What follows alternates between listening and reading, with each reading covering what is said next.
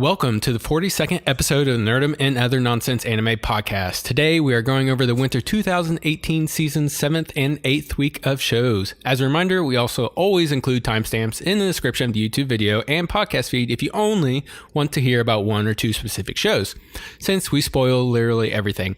My name is Leo, and I am the bone of my cats. Scratched are my ankles, empty is my wallet. I have created over 1,000 kittens, unaware of loss, nor aware of gain. I have withstood great pain waiting for someone to adopt them. I have no regrets. This is the only path. My whole life was unlimited quitting works. Quitting?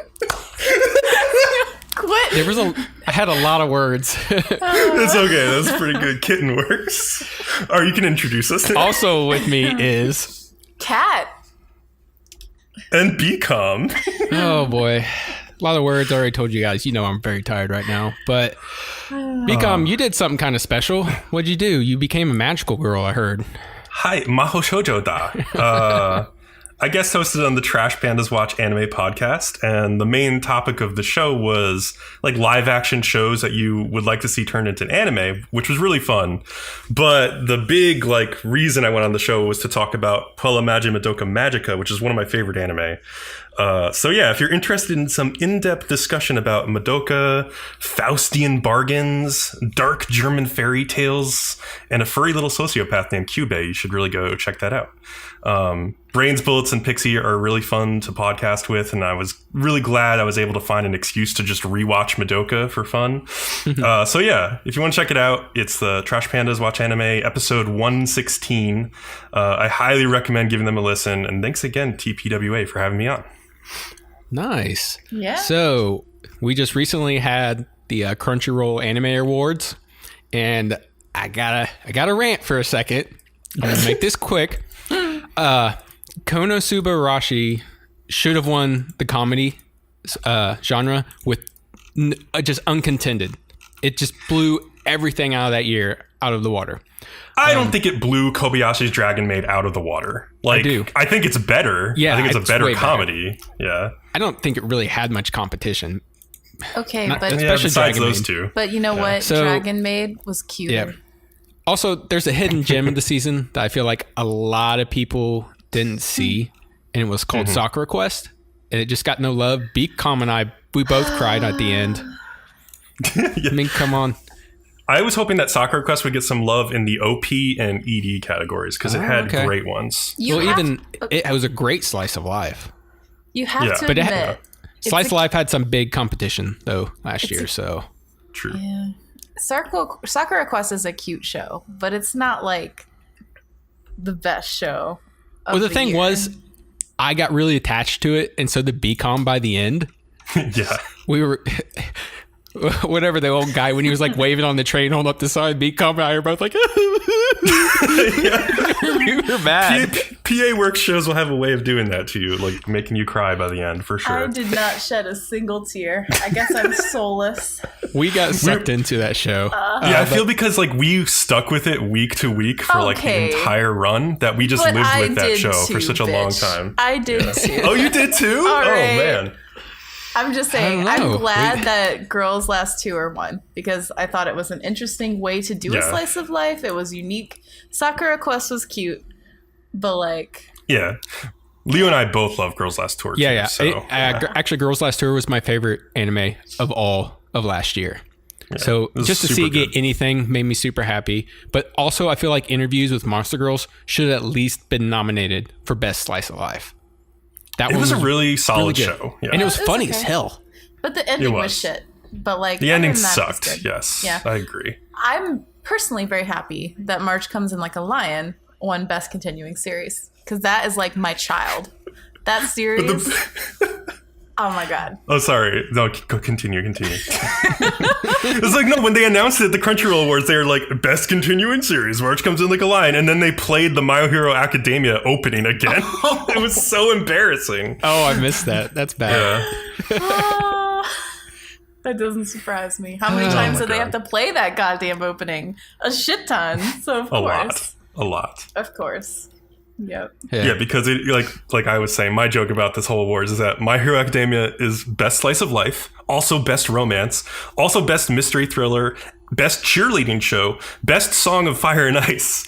And I also love that they made a Best Hero category just so they can give it another award because we needed a Best Hero category. Did they have Best Girl and Best Boy also last year? Yeah, they had Best Girl, Best Boy, Best Hero, just so they could give My Hero another award. They got Best Villain also. They got Stain from it. Yeah, basically. What? I mean, like, obviously the big popular shonen show is going to get a lot of these awards when it's based on popularity. So, but you don't have to make the Best Hero and Best Villain category just to play into that. I mean, I don't know. Insane. They won all these categories and they didn't get Anime of the Year.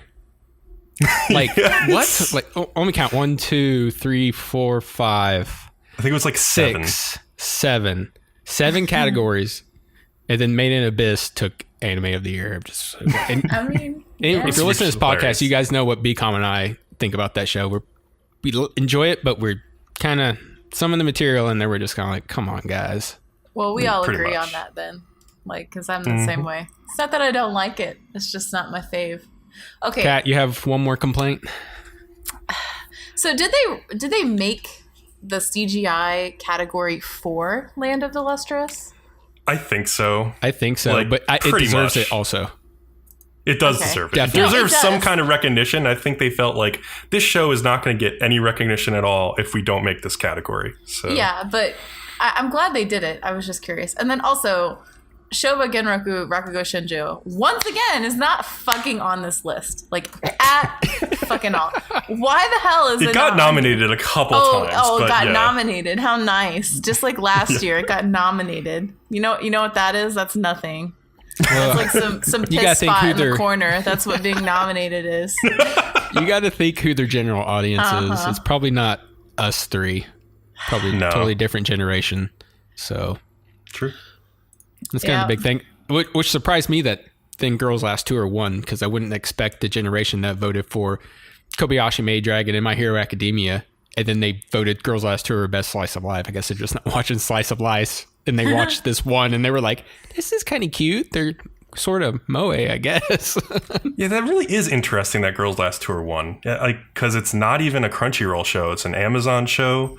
So that's a weird thing that they won. That's a combination of the fact that it was in the winter, like in the, well, not technically winter, but like the last season of the year. Yeah, the fall season, And the fact that they have all of the, the judges now and they're weighted.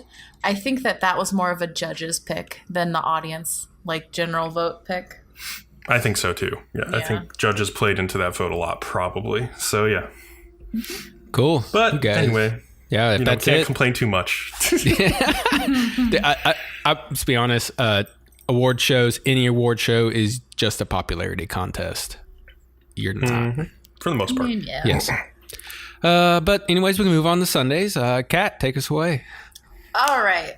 So we got episode 7 and episode 8 of Kokkoku. Kokkoku. God damn. Okay. Kokkoku first. Kokkoku. Kokkoku. Kokkoku-doo-doo. Okay. So episode 7 starts with Shoko's brother being saved from stasis, like last time. And you see, so Juri has this moment at the beginning where she's like, I saved this kid. Like, he was dead, and, like, now he's not. And you see her, like, decide that the whole idea of stasis and the, like, responsibility of the stone, like, you see her decide that it's her responsibility. Because, like, her family is the main family that the stone belongs to. And I think she kind of decided, like, Grandpa's too old. My dad can't be fucking trusted with, like, a hamster, so I have to do it. Like... Yeah, that's pretty true. Yeah. Contrast that with, like, Juri's dad, who, like, he never, ever, ever in his, like, in this entire series, never wants to take responsibility for anything. Like, anytime something happens, it's like, well, that's someone else's fault, not mine. Right. And, like, but he's really greedy about the power of the stone. Like, you can tell he really wants that. But he doesn't want to take responsibility. He specifically said we would not be having these troubles in real life if he had been told about this, because he's obviously thinking he can, get money somehow, power plays and all that fun stuff. So yeah, in some ways I agree with him that like the one point I agree with Juri's father on is that like they're not like using the stone like to the benefit of themselves or to like anybody else in a way that like, you know, would seem appropriate. Okay, like they're just like randomly using the stone when they want. But think about like what's to be at honest, we stake. only know of one experience where the grandfather stopped time for Juri when her dog was dying. That's the only instance we know of him doing that. So like, which was a terrible reason to use it. So well, just think about how much you could change like the way of the world if you had this, right? Like later on, and I don't like, he talks about how like Sagawa talks about how they're the guy who founded the cult that is making all this mess happen lived for like 500 or 600 years because he became like a herald, like a higher power herald, and he just lived like in slow motion, like frozen in time while the rest of the world went on around him, and therefore in that way lived for like 600 years. And like which is kind of crazy. And they found that out because this series of books are written over like those 600 years, and like whoever he took it to, they were always like, yeah, this was written by the same person because of the handwriting. So that's the crazy part. Yeah, and like that seems interesting and fun, and like, okay, that does appeal to me, the idea that you could live all this time and see all these cool things, but like you could fuck something up in a terrible way, right? Because you're there, and then like you've destroyed something you don't even know. Like it just seems like a lot of what ifs and a lot of like, oop, I dropped the glass and now humanity is dead. Like, you know? Yeah, I think that's part of the reason why the grandpa didn't use as much as he did, or barely at all, was because he knew that like if he accidentally just made a mistake, he could really screw us over, like all of humanity in a bad way, you know? And he could have had good intentions, but then, you know, it went south suddenly. Like he thought he was stopping, I don't know, let's just say he was stopping these two nations to going to war. And then suddenly that instead made everything worse, you know? Stuff like and you that. just don't know. I think that's his and it's just too much. It's too much responsibility for someone to have decision-making power over. So, yeah. I don't know. So, okay. So you see Juri deciding like, I need to make sure that I am responsible for this because I can't trust any of these other bitches to be responsible for it.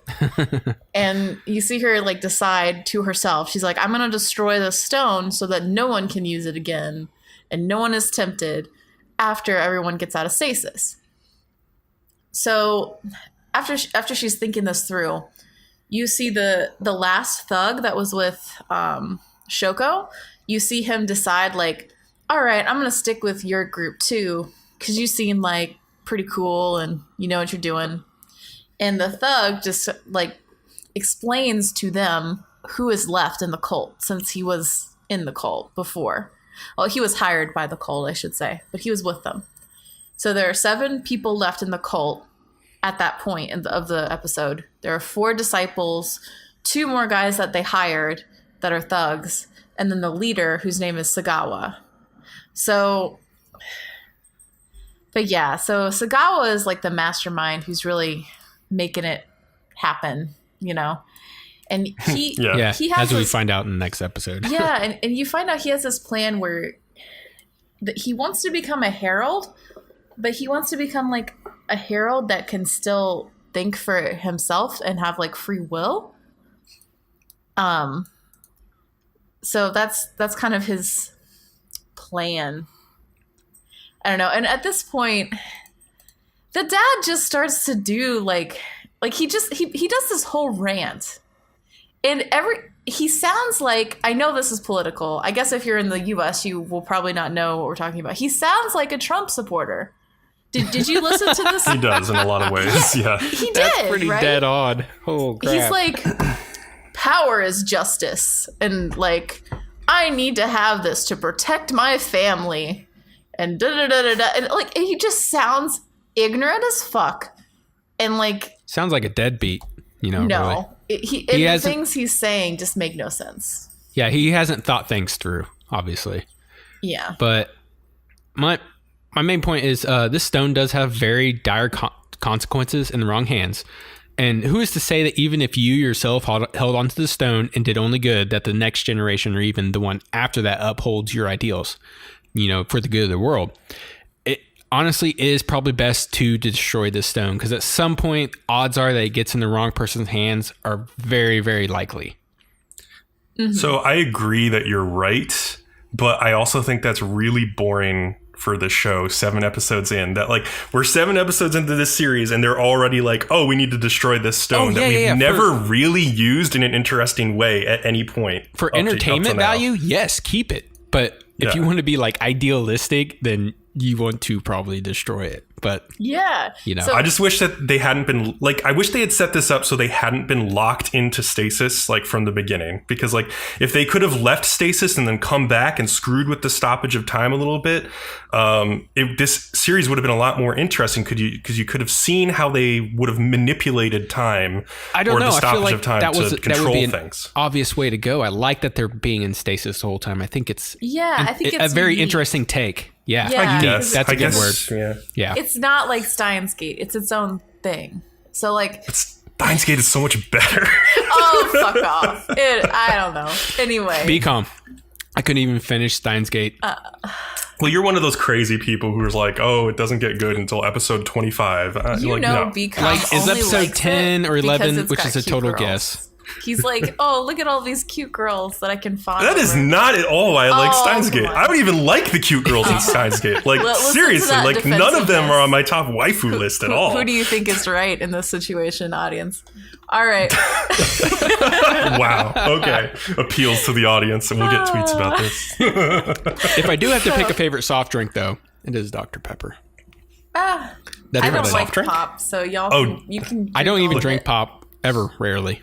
Look, I drink soda, and Dr. Pepper is really good, I'll have to say. All right. So it's at this point in this episode, there's only a couple more points left for this one. Juri's group makes fucking stupid decisions. So before she left did I talk about how she left the stone in the tree already? She leaves the stone in the fucking tree and is I don't know. Hopefully no one will find the fucking stone. I'm just going to put it here. It's a small stone. She could have taken it with her. What the fuck is she doing? I don't know what she's doing. Yeah. That was stupid. She leaves. You can hold it with 2 hands. It's that wide. Well, but you can put it in a bag and carry it with you and then not have to worry a bag. About the most... she can't get a bag. She's in stasis. There's literally everything she could want around her, but she can't get a bag. No, that's bullshit. You know it. I'm just saying, she could... Okay, the stone is one of the most valuable objects in this entire universe right now. She has it. I just made a really weird observation. Yeah. The stone doesn't go into stasis with them. It doesn't. You're right. What do you mean? It's stuck. They at some points actually have it just floating in the middle of the air, so it means it's not in stasis with them. No, it doesn't. Yeah, it doesn't react to gravity in the way that they do, unless you're touching it. You would feel like it would go into stasis with them, I would feel like. So that's, I don't know. Maybe that's something, maybe that's nothing, whatever. But go ahead. It's its own independent. But you're right. But yeah, no, instead she's I'm just going to leave it in this random tree and I'm going to hope no one finds it. That was fucking dumb. She leaves her brother in the middle of the street. She's well, he already got kidnapped once. I'm just going to leave him again. Hopefully nothing happens. I don't remember if something really urgent came up and they just had to leave him where he was. Not anything that urgent, but no. So, and then at the end of episode 7, the cult has overheard Sagawa talking about his plan to become a herald person. And they're upset because the cult's whole ideology is that they use the stone for good and they're going to change the world, blah, blah, blah. And Sagawa's I don't plan to use it to change the world. I just want to be a herald and observe. And so they're angry and they confront him. And Sagawa's you're right. I was, messing with y'all all along. And he just turns himself into a herald, and that's the end of episode 7. Like half herald. Yeah, pretty much. All right. So how about episode 8? All right. So episode 8. Okay, I call this the Sagawa is actually a creepy psycho episode. Because, like, up until now, you're kind of like, well, Sagawa is, like, kind of weird, but he could also be just okay because he's pretty rational. Like, he seems like not a crazy person. Then in this episode, you're like, no, he's a fucking crazy person. Yeah. So he goes on this rant about how, like, he wants to control the herald's, aspect of himself. Like, then he starts talking about how he's going to be doing experiments, like some sort of weird mad scientist. We just compared this to I think basically he wants to continue the experiments of that, like, guy who wrote the, like, 500-year-long book. I think that's what he's referring to. I assume that guy performed lots of different experiments. I think Sagawa even says that, and they're, like, detailed in his book. So Sagawa wants to, like, continue to follow in that dude's footsteps. Yeah, but like in a more violent and psychotic way. True. So he's like, I wonder how strong I am. And he, like, takes his knife and he throws it, like, through one dude like a bullet. Like, he turns the fucking knife. He's like, Fwah! And, like, throws it, and it goes through one guy into the one behind him. Bam. They're both dead. So that's 2 down. And then he's like, my experiment isn't over. Ha ha ha. Like, okay. And then, like, at this moment, Shoko's group is like, something's going down. We need to, like, make it more chaotic. And so, like, Juri goes in and to see what's going on. Cult leader's like, hey, I'm going to see if I can kill this hostage that we have, which was Juri's brother, which, like I said, they left him in the middle of the street and he got kidnapped again. It was the backyard. Details. Doesn't matter. Well, so anyway, so Juri, like, stops Sagawa from killing the brother. Sagawa goes on some rant about how she's powerful. I don't know. I think that what they're trying to get at is, like, Sagawa and Juri and Shoko have, like, powers in stasis that most people don't, because, like, their families have been involved in stasis for thousands of years. It seems kind of BS to me. And didn't you say, Bcom, it kind of made you feel like it was like a Marvel movie or something?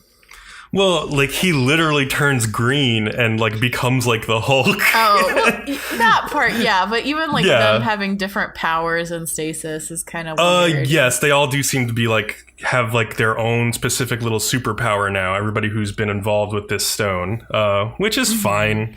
But, yeah, this whole twist where everything about Sagawa as a villain reminds me about Marvel movie villains. Like, he's not very deep. He's very, like, monomaniacal about one thing and one thing only. And he turns into the Hulk. So you do have a point, because I didn't even think about that. Before this episode, he did seem to be a complex character, and he did seem to have, like, different facets to himself. And then after this episode, it's like, and now I'm a psychopath. Like, right. Okay. And then, like, after this whole confrontation, there's this weird scene where the dad and the little nephew are, like, in a store. And and the nephew is like, oh, I want this toy. And the dad's like, just take it and we'll leave. Okay, and the dad is, like, so annoyed that the kid is like, no, we can't steal. You have to put money there or I'm not going to take it. The little tiny kid is acting as a moral compass for this grown-ass man. And then he... like, please leave money. Yeah, no, please, daddy. Or granddad, I guess. Okay, and then he can't even do that. Like, as the kid turns around, he's like, ho ho, and, like, takes the money back off the counter and is like, I fooled him. Like, what the hell? And I can't decide, because looking at Juri's dad, makes me think of like when you look at a shark and you know it's not evil, it just doesn't have any morals, and it would like eat you without a thought. You know, like it's got dead eyes. That's what his dad kind of makes like me think of. Yeah, when I look at him as a character.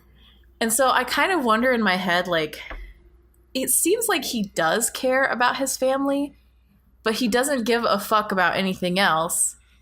And like, but he still comes first, I would say. Yeah, I wonder to what extent he does. Like, I think he's still first in his brain, but he does seem to kind of care about his family too. He's an interesting character.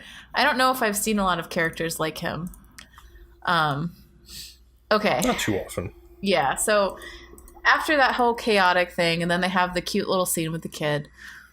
They all kind of retreat back to their corners for a minute, and they're all sort of getting ready for the next confrontation. You see Sagawa, like, okay, so he has to eat a lot, apparently, in order to keep those weird little jellyfish things from, like, eating him. Like, he needs to eat a lot, so they'll eat that instead. Like, you remember that corpse that used to be a herald, and it was all, like, eaten away? Like, it didn't have any arms or legs anymore. You remember that? Right. Yeah, so that's why. So, like, those jellyfish things are eating the person inside for energy. So that's why he's, like, eating all that food. Oh, for him, yeah. Yeah, so that the jellyfish can eat off that instead of him. So, like, he ingests this, like, ridiculous amount of food. Like, they go to the supermarket. He eats all this food. He turns into, like, this weird... He looks like the Michelin Man. Except like bulked up. He puffs up real big. Starts bulking up, yes. And then all of a sudden he's like, ah! And then he like slims back down.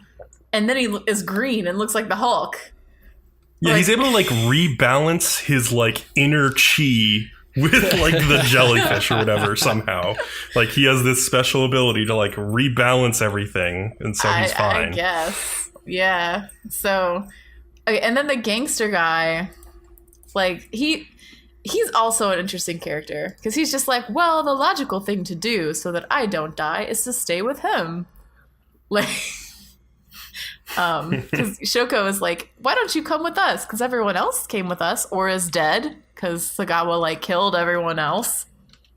And the last gangster's like, well, but if I double cross him, he'll kill me. So I won't do that. Yeah. We'll see how that goes for him. Yeah. Okay, so at the very end of the episode, apparently Shoko can float across empty space. We find that out. That's like her power or whatever. Yeah, she gets her own power. Yeah. And then they have another, quick confrontation.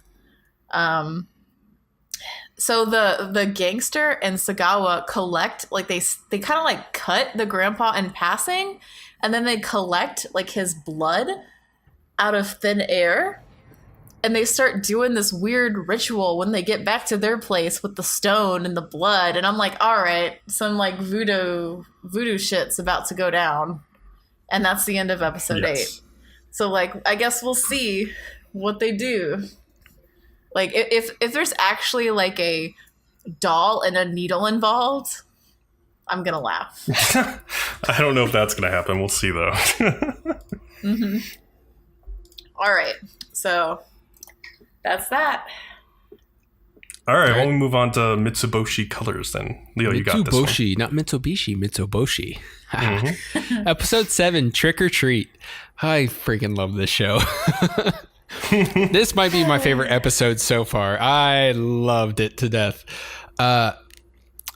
So Kotoha is playing her game and walking home from school. When Yui sees her, she asks Sachin is where like Kotoha is, and she said she was being yelled at by the teacher, so she bailed on her and just left her, there. The reason she was getting yelled at was because apparently she threw a concert with a fire extinguisher. I want to know what that looks like. I want to see that animated. And she also super glued the unicycle seat. Yui is sad she doesn't go to the same school as the other two, and it's really funny because there's this little line where she's like, well, what did the girl think about when she got super glued to the seat? She's like, she said she was so happy she was united with her one true love. And she's like, I don't believe that's true. But Kotoha makes fun of Yui for not having many other friends, and Yui gets back at her by beating the first level of the game she has had for 3 whole days.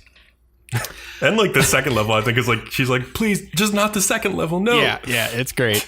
But turns out for getting in trouble, Sachin has to fill up a garbage bag with trash she picks up. Firstly, they try to put Sato in the bag, but obviously he won't fit. So they go to a public trash can and just dump the whole thing into the trash bag. That's great. Later on, the girls smell something stinky and investigate. The smell was coming from ginkgo nuts, and the girls collect them for emergency rations at the base. The only parts of these are edible are the seeds, and it's a long process of cooking them. The girls also this whole time are like falling down and start to get stinky themselves and end up throwing the stinky nuts at Sato and cause him to stink also. It's pretty funny. The next part gets really, really good. It's Halloween and the girls are all dressed up and start to play a zombie game. Kotoha and Sachin set out to make more zombies by handing out papers saying that now that you have read this, you are a zombie. They give the first paper to 2 random high school girls who decide to just roll with it. Yui sets out and gets handed the paper by a little kid. She reads it and is in despair until she reads that there's a way to become a zombie. To not become a zombie. Yeah, not become a zombie. She has to strip down to her panties and yell, "This year I'm a little extra daring," which she does off screen back at her base. And I gotta pause us for a minute, and I just want to applause here because Japan, you can do it. You can not be etchy. I mean, just you cannot lewd the little girls for once. They managed not to sexualize the little girls. It can be done. Are we it's now proven. Giving out awards for not sexualizing like 5-year-olds? Yes, apparently we need to give out awards. Like Crunchyroll should have added this award, like best slice of life show that didn't like appeal to pedophiles. Like I don't know. Well, they need to do it for this year, but yeah, I saw that, and like they did it twice in the episode. And I'm just like, thank you for doing this off screen because guess what? It's freaking hilarious. It is really funny, actually. So what you're saying is that Japan is like a puppy. Like it responds better to positive reinforcement. You can't rub its face in the carpet every time it pisses on the floor. Like you gotta be like, good job when it goes outside and takes a piss. Yeah. Japan, you're such a good girl, Japan. Oh, yes, you are. So like I said, she has to end up doing a second time. She ends up making it to zombie boss where like a bunch of adults have decided to be zombies anyway. So Yui throws up like a barrier which is covering her eyes from the paper, and Kotal comments that if she knew to do this, she must have done that thing.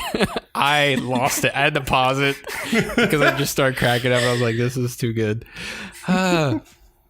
Yui kicks the boss zombie and wins. In the end, she has to give a speech and says, take care of your health. But Kotoha says, say the thing you wanted to say the whole time, which was, she says, trick or treat, and the girls get a bunch of candy, which she wanted to do in the beginning, was just go trick or treating. At the very end, super small scene where Sato had been waiting all day for the girls to come by and play tricks on him. And he was like hiding a bag of durian chips behind his back, which durian, I guess, is a fruit that smells horrible. Yes. One of my favorite parts about this episode was there's like a little after credit scene that was pretty great, actually. Kotoha is talking about how their show needs like a rating spike, and she's like looked up some effective methods on the internet for a rating spike.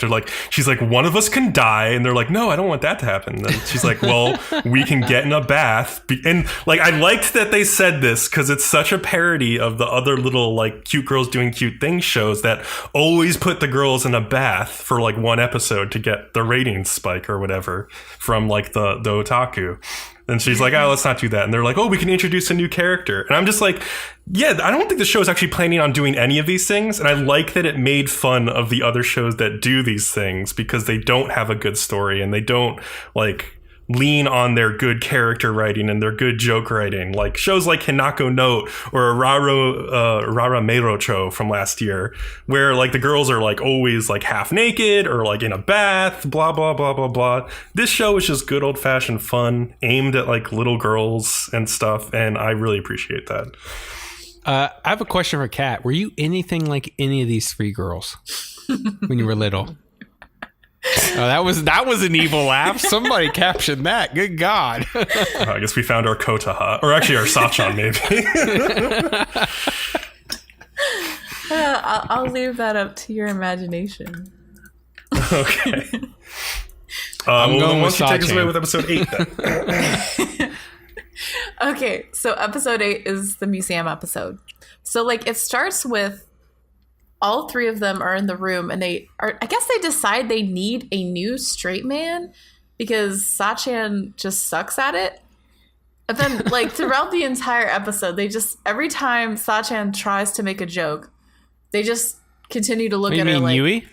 Oh, yeah, No. This is Yui. The Yui is the one who cries all the time. She's the straight man, Yeah. I think, who they're making fun of. Sachan is the... Sachan's the blonde. Yui's the brown hair. Yeah. Oh, okay, Kotaha's the blue no. hair. So Yui is not the blonde? I thought Yui was the blonde girl. No, Sachan's Yui's blonde. the brown hair Okay. with the side Yeah, ponytail. the brown-haired girl, the one who's the leader. They decide they're going to replace her because she sucks. And then throughout the entire the rest of the episode, every time she tries to make a joke, they just look at her dead-eyed and like shake their head and they're like, this is why we need a new straight man. Like, and I'm like, okay, I guess. So they go to the museum, and on their way they make a Night at the Museum reference. Like, did you guys catch that, or was that just me? I don't know. What was it? Do you remember what it was? They were like, oh, No, I caught it. at night all of the skeletons come to life or whatever, and they're like, yeah. Oh, I didn't see that. And I was like, man, did they J-dub that? Because I couldn't see like little kids watching like a subbed movie. And so I tried to look it up and I was like, no, it's not dubbed. Like they really did watch this subbed movie, which I guess is probably more common in Japan. Yeah, sure. Yeah. So, okay. The security guard. So at one point they find some sort of bomb or something that's on display. I don't know. And they get like inside the exhibit. It's a missile launcher silo. Oh, That's yeah, kinda it's what something. It is. I don't know. Launching pad. Sorry. And you just see this poor security guard like no. He's banging on the glass. He's like, don't go in there. And Sachan's like, hi. And just starts to go over the railing. He's so panicked and sweet, and nothing like security guards in the U.S. Like in the U.S., if like you look at a security guard funny, like you're out.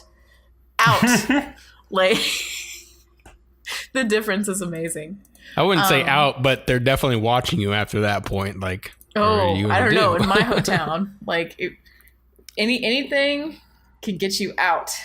Like you could look at something funny, and the security guard was like, "All right, out of the mall. Not allowed back in the rest of the day." Live in a rich person county, so it's maybe a little bit different. I don't know. Maybe that's why. But yeah, so then there's this point where. So one of the girls is like, hey, I think it's Kotaha. She's like, hey, keep an eye on video of me because, like, while I'm not looking, she might do something else. And Yui is like, oh, really? And, like, then as soon as she turns around to look at the video, like, they start dancing behind her. And she's like, oh my gosh, she is moving. And I'm just like, that's so fucking dumb, but whatever. And then I love how like Yui keeps watching and like Kotaha starts like curb stomping Sachan's face. And Yui's like, no, video Kotaha, and Sachan's like, please turn around and stop this. It's not just on video. It's awesome. It's really funny. Then there's this like really gruesome theory that Kotaha comes up with, where she's like, all of these like the taxidermy animals, she's like, all of these animals are actually still alive, but they can't move. They've been injected with a special serum. Like, and she just has this ridiculous theory about how when the zoo is done with them, they just give them to the museum so they don't have to feed them, and they just inject them with this stuff. And they're just stuck there, like frozen. Okay, and then at some point the museum curator comes out and he's kind of like, oh, these cute girls, they're here, I should help them, like I should tell them about these exhibits. And he's talking with them all sincerely and everything, and they're just like, we don't give a fuck, we just want to like make this a joke. Pretty much. And they're like, oh, we'll take the T-Rex. like at the end, and he's like, "What? Take 3 of them." Yeah, we'll take 3. Like, I don't know. It's supposed to be cute. I was just like, that poor man. Like, he wanted to connect with these girls sincerely so badly, and they're just like, nope, denied. They're just like on a completely different planet from him. Pretty much. Like, yeah, pretty it's not much. going to work out. Yep. So then there's this scene where this girl is her part-time job after school is handing out lottery tickets, and the lottery is designed so that you will want to spend money in this local area. So like every time you spend a certain amount locally, like you get a lottery ticket, and then you can like trade them in after you get so many for a chance to win a prize. And these 3 girls are like patronizing this lottery girl about her job. Did you catch that? Yeah. Yes. I was like, oh my God. It was pretty hilarious to me, honestly. They're just talking down to her, and I'm just like sitting there with my mouth open, like, you're going to take this from these little kids? Like, you're going to take that? And she's just like, like, I'm fine. I'm like, I would not be taking that. Like, and then they run into Subaru later, who apparently is that girl's classmate. And she's like, oh, she's had so many part-time jobs, she may get held back a year. And I'm just like, this poor girl, she cannot catch a break. So the 3 of them like decide to go around and get lottery tickets so they can win. So they go to Subaru, and they're like, give us lottery tickets and we'll help you. And Subaru's like, no, I definitely don't want you to help me. And so they're like, no, now if you give us a lottery ticket, we promise we won't help. No, it's a Nonoka or no that they go to. That's the bread girl.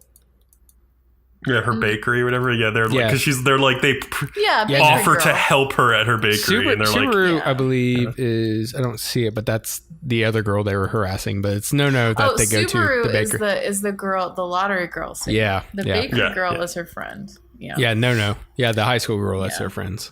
Yeah. Okay. So then they take a shit ton of these tissues from this girl. Okay, and this is where I learned that this is an actual big industry in Japan. I looked this up. It's called tissue marketing. Oh, I actually already knew about this. I'm surprised you didn't. I did not know about this. And I don't think obviously Bcom did either. Bcom knows. He's been there. So. No, I asked him. I didn't see any tissue marketing when I was there. Yeah, wow, he said he didn't I'm surprised. know either. Like, I didn't know this was a thing. So they, like, companies will hire girls to hand out tissues, like, with their, whatever they're advertising logo on them, like their logo. And that's just a legit way that they're advertised to. Which it's interesting. Because at first I was like, oh my gosh, does the Japanese government, like, pay people to hand out tissues as a courtesy? How nice. Like, no, of course not. But yeah, so they take a shit ton of tissues from this girl, and they're like, and the girl's like, oh, you're helping me. It's so nice. But no, like, they're just trying to hustle people into giving them lottery tickets in exchange for the tissues. So, like, some of the ones I liked the most that they used to hustle these people out of their lottery tickets in exchange for these tissues were, there was one where Kotaha was like, if you don't give me your tickets, your relationship will fail, like, straight on to this couple. And she also harassed the salary man, like, until he was just, like, dumbfounded. She's like, you stepped on these tissues, you have to pay me. And he's just like, ah. Oh, no, they turned into, like, complete con artists. It was pretty hilarious. It was cute. So finally they get enough lottery tickets. So they think they're going to get... So, okay, it's actually a trip to Hawaii. They're somehow under the impression that they're going to get a Hawaiian shrunken head if they win instead, which is interesting. But then they win, like, third prize, and what they get for their trouble is tissues. More tissues. Yeah. And then they're so pissed that they do another pocket tissue attack. They've been, like, attacking people with tissues. or I think they attacked, like, their friend with tissues. And, like, yeah, so they attack Subaru or whatever her name is with tissues. It's really good. Yes, it is very hilarious. Also, I think the beginning of this episode was probably the best part. Kotaha being the evil influence and then the satisfying grin on her face was priceless. She's like, yes, I am. And also, like, Sachan, she says miser like 20 times this episode. I really liked that because I feel like when little kids learn a new word, they will like try to use it as much as possible while they still remember it. Yeah. Like there was another episode where a couple of episodes where she's like crap. But this episode was miser, which if anybody doesn't know exactly what miser is, it's basically somebody who makes a lot of money, but they just hoard it and they don't spend it on anything. That's what a miser is for the most part. Yeah. Yep. Yeah, I had two favorite moments in this episode. Kotaha at one point calls Saito a dog of the state, and I thought that was really funny. And like Yui's face when she's spinning the lottery wheel faster and faster is hilarious to me. So, yeah. she gives it her all. I will say Saito as a character does kind of look like a dog. Like if you look at his face, he's a dog person. Huh. For sure. Yep. Okay, if you say so. I didn't get that, but... All right, let's move on to the next show. Mondays? Oh, man, it's Cat again. Look at me. All right, so I'm getting really bored with this, guys. I don't know. Look, I explained to you last episode that it's a 4-coma. Their relationship will not advance, so don't expect it, okay? I know, but I'm just like, come on. So what's the name of the show, guys? It's... Before we get any further in. Skilled Teaser Takagi-san. Okay, there we go. Which is a weird name anyway.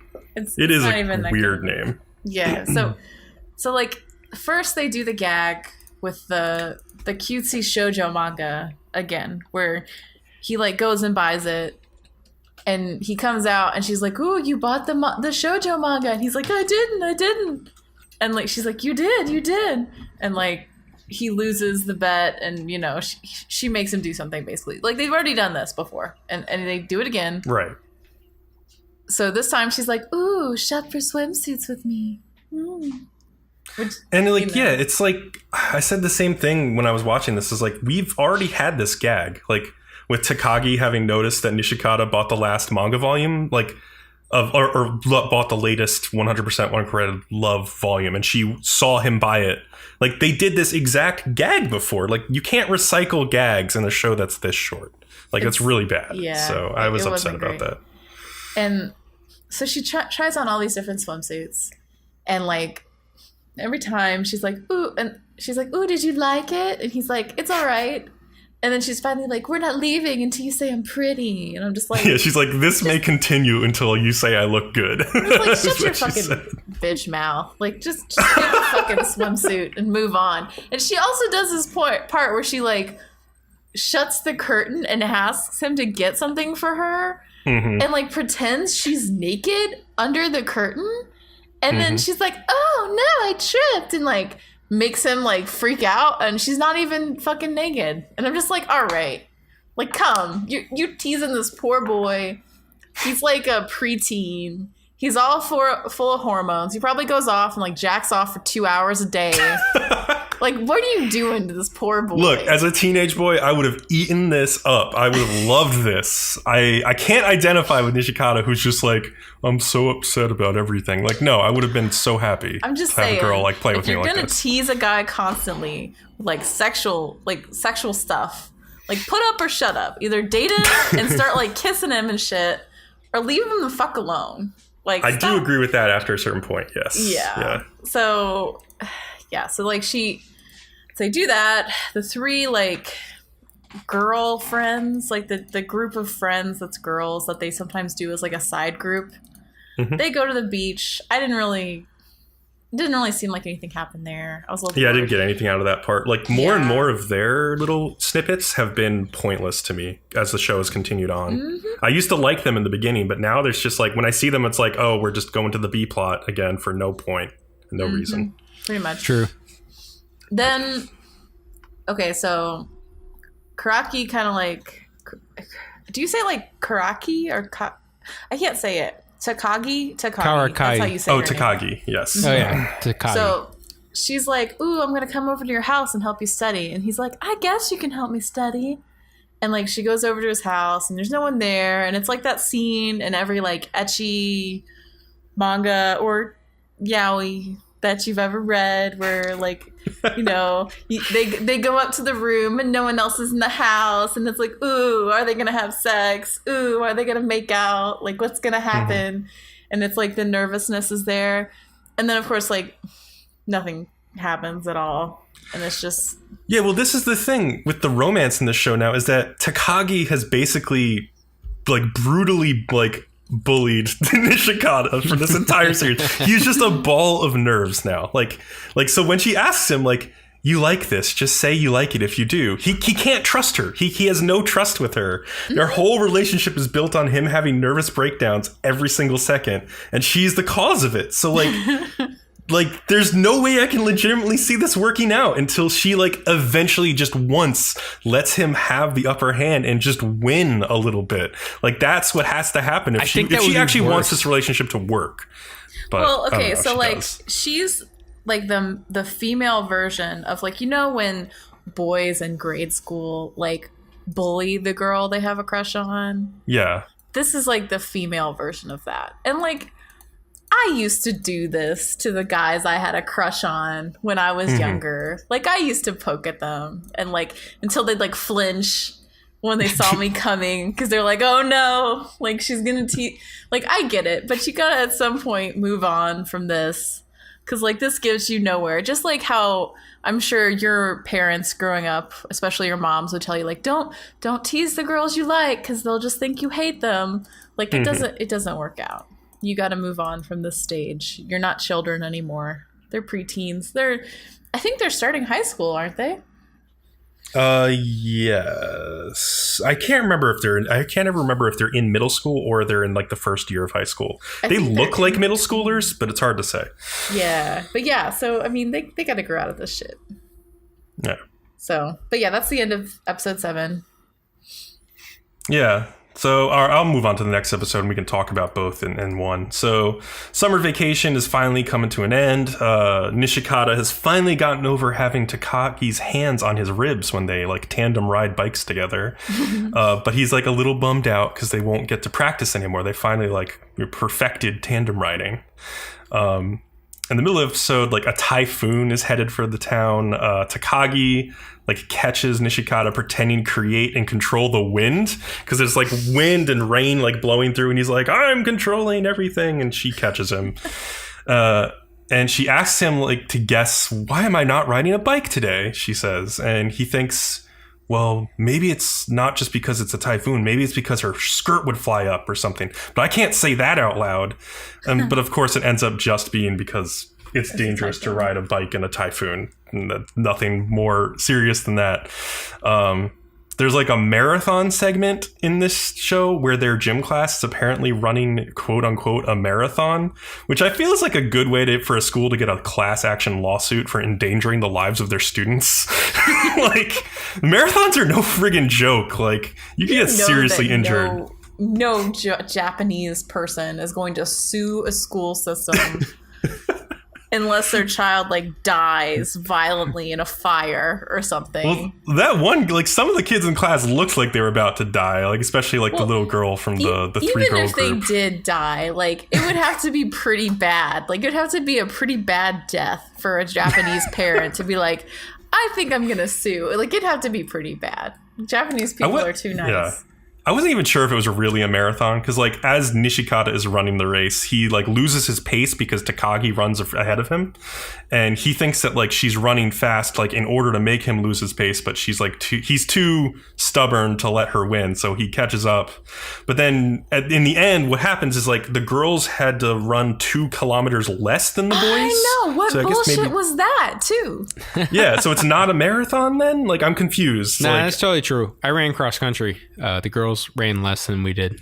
That's bullshit. Yeah, but like but then you don't call it a marathon. I don't know what the heck was going on with the marathon thing. Maybe that's a weird translation error or something. I don't know what was going on there. I'm just saying, girls might not be able to lift as much weight as guys, like biologically, but they can run just as far. Like, come on, that's some BS. I don't actually. Don't quote me, but I think there's still a difference in physical capability there. I don't know. I feel like endurance wise, I don't think there's a huge. Well, let's not have a debate that neither of us have facts to Yeah, to we know. don't have facts to back it up. I don't want to debate this without Debate facts, our but feelings. Yeah. And then like the last part is like Takagi continues to like poke Nishikata in the ribs every chance she gets. So he challenges her to like a laughing/tickling contest. Like whoever laughs first is going to lose. But he can't bring himself to poke her in the ribs because he thinks to himself that would be sexual harassment. But like she constantly touches him without asking. Like this is such a weird double standard. Like Nishikata, get over it. Like you guys are like stands friends. even here in America. Yeah. You know, I know it woman touches is, a but, man, like, no big deal. A man touches a woman, holy shit! It's true, Right? Like especially even as little kids, like that was something that like your parents would tell you about. Like don't like go touching girls. You know you're gonna get in trouble. But like true. when you're young, it depends. Like there's like an age cutoff because if you're like elementary school and you're like tickling a girl, like that's probably okay because you're little kids. When you hit like the middle school and high hormones school, haven't it's kicked different. in quite yet. Yeah, maybe they're just Maybe at the beginning to. latest 6th grade. Yeah. I mean, at the earliest, but yeah, definitely middle school. And yeah, at the end, I was so upset again. The 3 like Musketeer girls group, they go to the tunnel from an earlier episode and they have the same test of courage and nothing of note happens. Like it's just another throwaway segment where they rehash a previous segment. So I'm beginning to think the show's running out of ideas, which is kind of depressing. Welcome to a 4 coma. Is it actually It's a 4 coma? shitty show. I'm pretty sure. I mean, It's think I not wrote it. listed as a 4 coma, so I don't know if it is a 4 the coma. manga, I'm It pretty sure must it's a 4 be. coma. There's It's no played out way. like a 4 coma. Yeah. It's late. Oh, so you've read it. Oh, okay, so then that helps. I have not read it. Oh, you But, haven't read it. 4 Well, coma it's not I have listed as a read 4 coma, so I don't is, think it's a 4 coma. Darn it. How? Of all moments, I forget the name. It's somebody's name. It's just the name of the manga. Also, this has still like consistently been in the top, I'd say at least top 5 of each week. Okay. Like according to The coma I was thinking about was Tomo-chan. And it's a really good 4 coma. And there's actually finally somewhat of a development now. And they're on like chapter 400 or something right now. It's insane. That's insane. Yeah. Yeah, this is just, I don't know. Usually when on Mal, when they list a 4 coma, they'll say 4 coma, but it just says manga. So I don't know. Well, I was just going to point out that this show has still been in the top 5 of almost every single week of the seasonal charts. And like, it's not that great for being in the Yeah, top 5. Watch it for the entertainment, not for the progression. I mean, Because you're not going to get progression. But it is even that entertaining at this point? It should have been a short, honestly. It should. If it was a short, it As a would have been 4 coma, it should have been a short, not a full 22-minute episode where there's not really progression. It's just Takagi constantly performing tricks on the other guy, Nishikata or whatever his name is. And that's like, you can tell because like when they start rehashing old jokes and they don't do anything really funny or new with those jokes, that means like they should have cut those segments. Like this should have been shorter. Like they're padding at that point. So yeah. Even the one repeat joke, even though it was like super quick and just led into something else, it still is like you're repeating a joke. But Indeed. if you guys are ready, we can move on to some Tuesdays. I am ready. All right. So let's go to Antarctica. And it's a show called A Place Further Than the Universe. Maybe we'll get to Antarctica one day.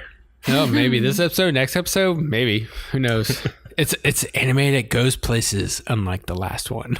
Episode 7, The Ship That Sees the Universe. So the girls have arrived at the ship and do a practice recording that Shirase is way too nervous to do properly at all. The girls get shown to the room, and Hinata and Yuzuki are bummed because it's a 4-person room and they have to share it with Mari and her terrible sleeping habits. Love it. Mari hilariously has no idea why they are bummed about this whole thing. They explore a little and decide to do a recording on the bridge. Shirase is too nervous and deemed worthless, so they just have Yuzuki be the reporter instead. The girls sent out on an errand to gather food and bring it back to the ship before they leave the ship. They then have to turn over a block with their name on it when they leave the ship, which I thought was really cool because it keeps track of people who are on board the ship and not on board the ship. So that's it's just an awesome system. Yeah, it's a cool little system. Yeah. The girls come back and realize something's going on, and it seems there are problems with possibly not enough people and supplies. They confront Kane, and she reassures them that it's okay because everybody on board is determined to get there. The girls aren't convinced, and they eventually sneak out to spy on some of the adults who are currently having drinks and whatnot. They overhear a conversation with one of the girls having doubts about the expedition, and Shirase leaves their cabin that night, not being able to sleep and runs to Gin. Bleh. She explains how 3 years ago, after the last expedition, their sponsors started dropping out, and they had been working their butts off just to get where they are now. Before they leave, they have a little party, and the girls are introduced to the rest of the crew. Shirase finally gets over her stage fright and gives a good little speech. And that's basically I love that little episode. Speech. I love Shirase finally being able to speak. I love that. I think it was Hinata gave her the push forward, because she couldn't talk at first, and I actually teared up a little bit at the end of this episode. I thought it was just really well done. It's it showed how determined this ragtag group of people is to get to Antarctica, and how much they care about honoring the sacrifices of the previous expedition and getting back there because it's still their dream to do this. So. There's the weirdest thing about the beginning of this episode. There's that little moment at the beginning where Gin is giving an interview to press about the ship and the expedition. And I think it's Kanai is making funny faces at her with somebody else. And so she starts laughing in the interview. And I was like, oh, that's really cute. But also maybe don't joke in front of the public, the press, when you're having trouble getting funding for this trip as is, and you probably want it to look as professional as possible. I don't know. She was being way too strict, so I feel like she was doing it to make her loosen up. Yeah, loosen up a little. Yeah, and I thought about it more. I was maybe if the public perception of this is that it is a fun thing, that helps them more. So it's possible. You could go two ways with that. But yeah, I liked that Takako's initial motivation for wanting to go to Antarctica was that she liked leaving fresh footprints in untouched snow. It was a simultaneously very cute and innocent thing, as well as a really good metaphor for exploration of the unknown. So I liked that Shirase's mother felt that way. It was cool. Yep. Kat, what do you think? So there's this one moment where one of the crew members is constantly on the phone with her boyfriend. Mm-hmm. And then you find out her boyfriend's low-key kind of breaking up with her over this. And she keeps calling him and being but I love you, but I'm still gonna go. And crying a lot and shit. And it's really, I liked that a lot. She's doing it anyway. Even if she's gonna break up with her boyfriend. Good for her. It gets mentioned later as some of us may not have something to go back to once we come back. And that they show her in that scene talking on the phone. So they're she's giving up maybe her relationship for this trip because it's that important. Yeah. Also, if there's a guy who's I'm going to break up with you if you go on a trip, fuck him anyway. Yeah. Fuck that dude. That's agreed. Goddamn. Yeah. All right. So episode 8 is called Howling, Maddening, Screaming. So the ship finally leaves port, hooray, in Fremantle, and the journey has officially begun.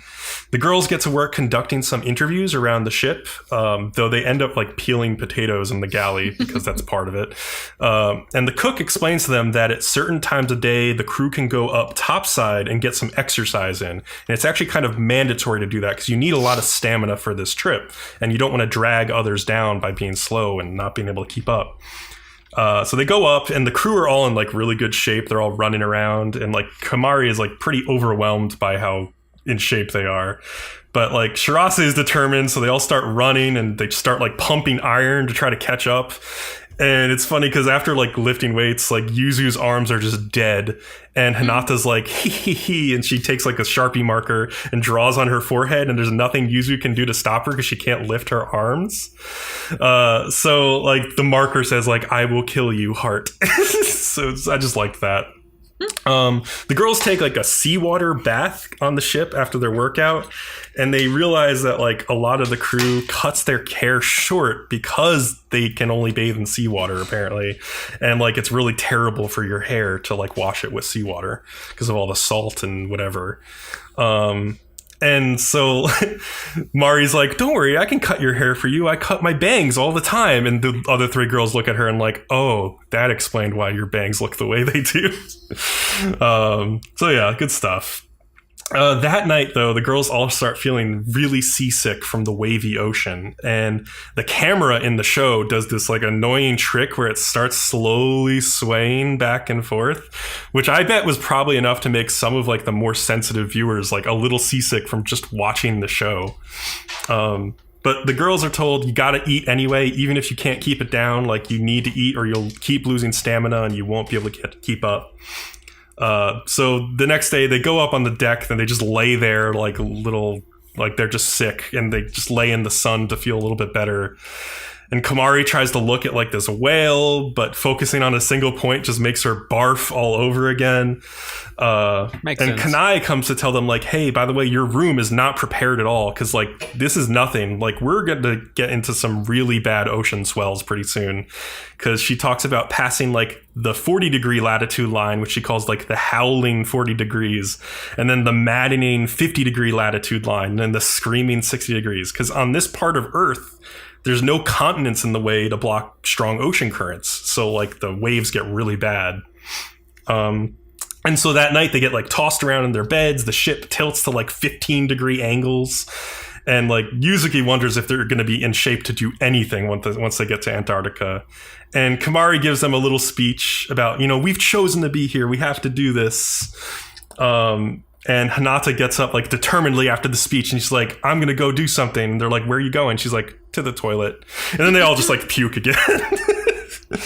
But like they have this nice moment at the end where they realize like, once this trip is over, we're going to look all back at this as fun. And then they like insanely decide like, we want to look outside. So they go open a hatch to the ship. Oh my God, dude. This scene. Yeah, no. That killed shit. me watching this. I was like screaming at the top of my lungs. I'm like, you fucking idiots. What are you doing? I was expecting somebody to like yell at them, like some shipmate to like come find them and yell at them. But no, they just like go outside. It's pitch black and they start getting like drenched in waves that are coming over the side. It's fun. Like, There's nothing stopping them from being shoved off the edge. There's a railing, but guess what? That seawater will just pull them through that railing like fucking nothing.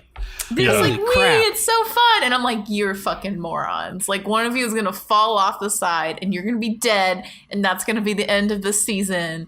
And won't that be fucking depressing? Like, no. Get how your it should have ended. Back in the boat. Also, how familiar are you two with seawater? Because when you get seawater on you, you kind of get sticky and itchy. Yeah, it's itchy. Yeah, for sure. Yeah, like so even when they're taking the bath, Mari's like, oh yeah, I'm still sticky because I didn't shower off with fresh water like properly. Yeah. And yeah, it's so like, uncomfortable. Oh yeah, it's really uncomfortable. And it's probably freezing cold too. But anyway, the next day after that whole experience, they've gotten over the waves and they see their first icebergs on the horizon. They're like, well, we're finally getting close to Antarctica. So hopefully next episode 9, please get to Antarctica show. It's going to be season 2 before they get to like doing anything. Is it 2 seasons for sure? Oh no, I don't there's know. nothing I'm just announced. saying like they could all they can do at this point is barely get there and then the season ends. Like, so there almost has to be a season 2. I think there's 13 episodes, though. I might be wrong about that. But so there's a little bit extra time. There's plenty of time to do something. But anyways, Bcom, you want to take us into some Violet Evergarden? Sure. Episode 7. Okay. So after those public love letters, Violet has been getting tons of requests for ghostwriting. And her new request takes her to this home of a tortured playwright named Oscar Webster. He's like this drunken, like handful of a man who's trying to write a play for children starring a girl named Olive who is trapped in a faraway land and needs to fight her way home. So Oscar has writer's block, though, because he has this trauma of his past that's keeping him from finishing this story. So, in fact, this play was a story he used to tell his own daughter, Olivia, who he's clearly named the main character Olive after. His wife passed away, and soon after, Olivia also became terminally ill and died.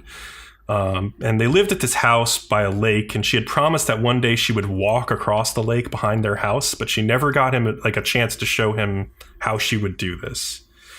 Violet becomes very interested in this story because she sees it as a metaphor for her own return to society after coming back from war. And she wants Olivia to come home and wants the play to be finished because it gives her hope for her own future. So the episode climaxes in the scene where Violet and Oscar are trying to brainstorm like how Olive would come home and what the first thing she would say to her father would be. And Oscar dreams up some beautiful imagery of a wind sprite, like helping Olive fly home over the ocean using a blue parasol as her wings. But he can't picture it, so he asks Violet, like, can you please reenact this? And she kind of like jumps at the chance. And when a gust of wind comes, she like runs and like gets a huge head start and jumps with the parasol and like sort of begins to float over the lake for a little bit. And it's like all slow motion and gorgeous. And then like when she steps on the lake, like she steps on some leaves and she actually gets like 3 steps across the water. And as this is happening, Oscar is just like overcome with emotion for his deceased daughter and starts crying because Violet reminds him so much of Olivia. So Oscar, like in the end, he thanks Violet for fulfilling the promise his daughter had made to him and gives her the parasol to keep, which was his daughter's parasol. And as Violet's returning home, she thinks about how Claudia said a fire was burning inside her, and her hands begin to shake as she thinks about the people that she killed in the past, like that Dietfried brought up in the past episode, and promises they must have made to others that they were unable to keep because she killed them. So she's like really upset about this. She runs into Miss Evergarden when she gets off the train, and she lets it slip that Major Gilbert is actually presumed dead. And this is the first time that Violet has heard this. And she like furiously storms into Claudia's office and demands to know the truth.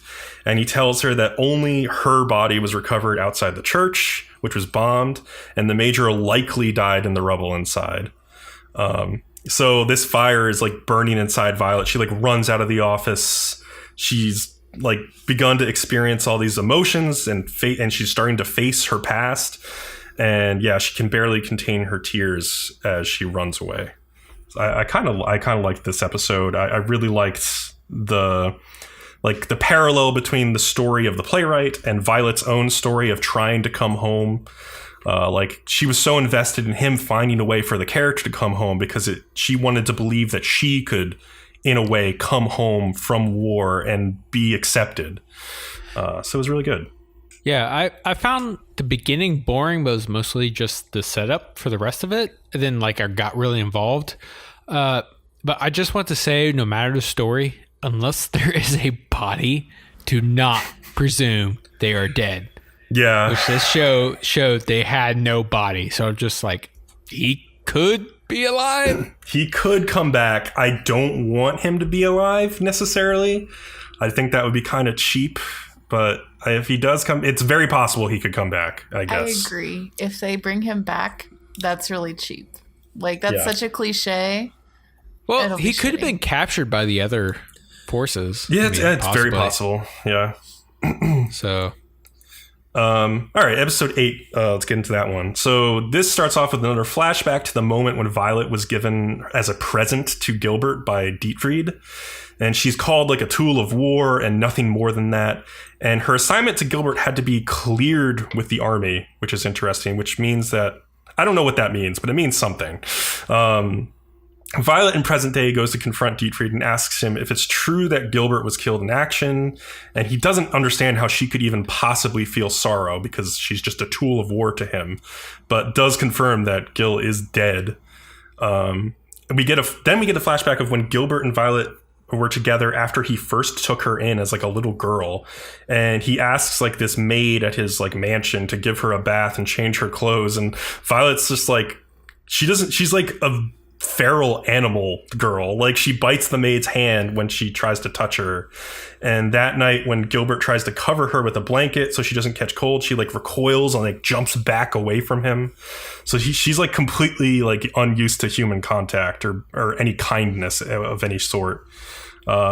Gilbert tells his commanding officer he doesn't want to bring Violet to the front lines because she's so ridiculously unstable, but his commanding officer like orders him to bring her anyway, and not to think of her as a person, but as just like a disposable tool who can just abandon on the battlefield once she served her purpose. And so Gilbert is ordered to take his platoon behind enemy lines and destroy gun emplacements, and he orders Violet to stay behind.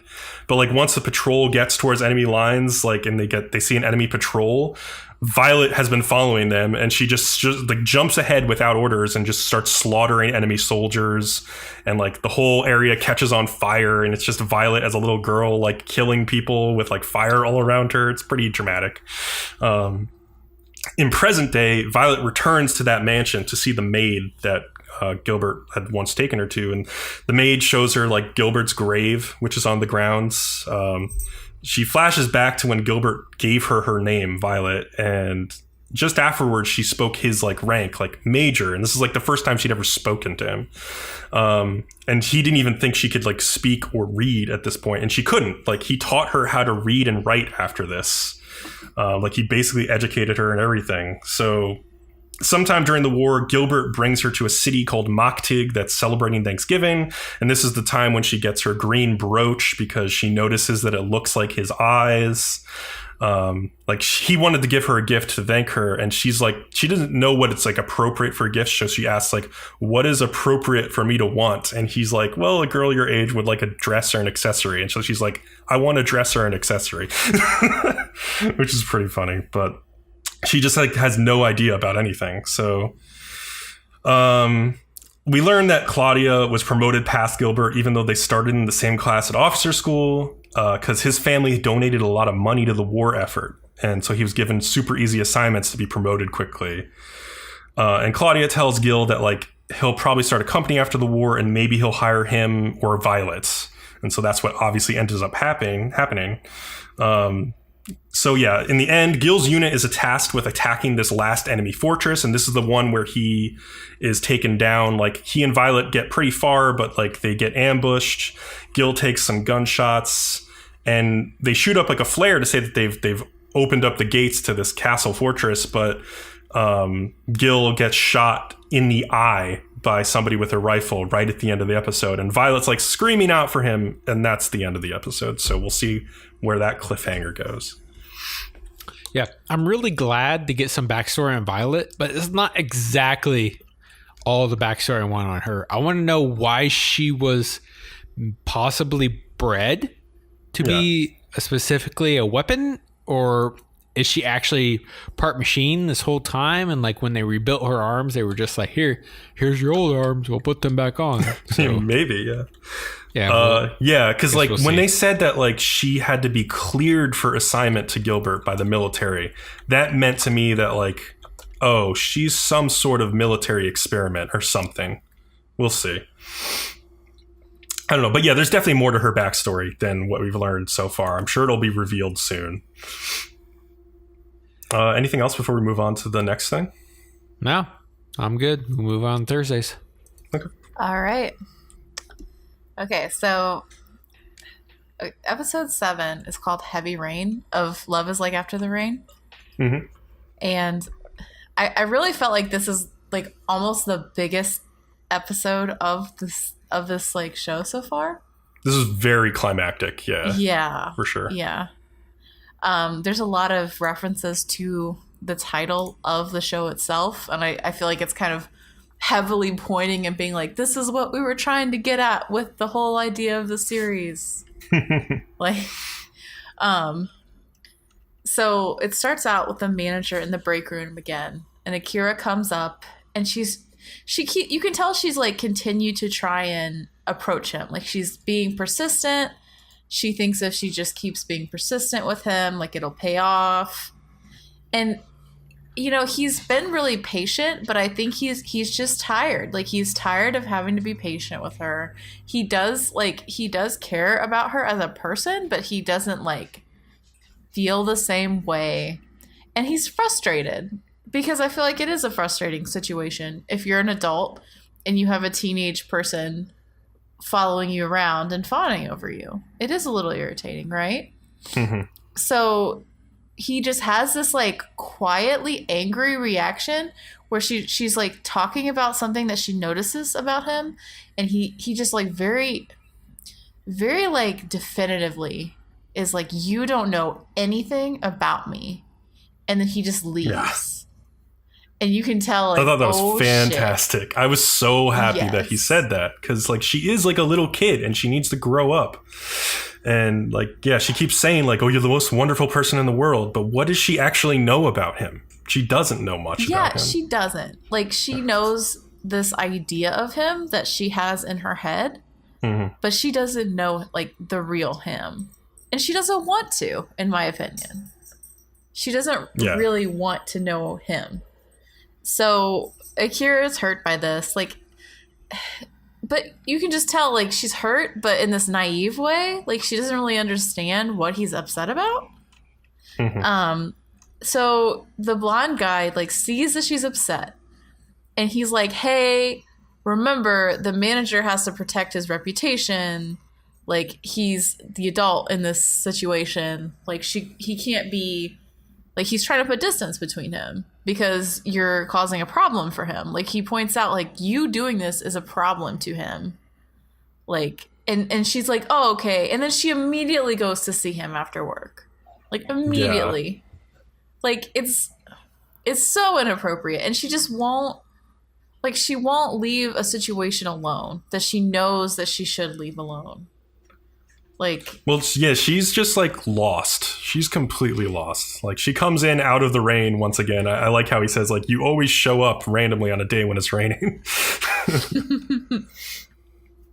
Yeah, and I mean, she does. She goes right to his house, and at that point, he seems to have calmed down. He's not angry with her anymore. But she, like, once again, her going to his house, like, she's selfish. She's selfish in this way that you are when you're a teenager, right? Like, you don't mean anything by it.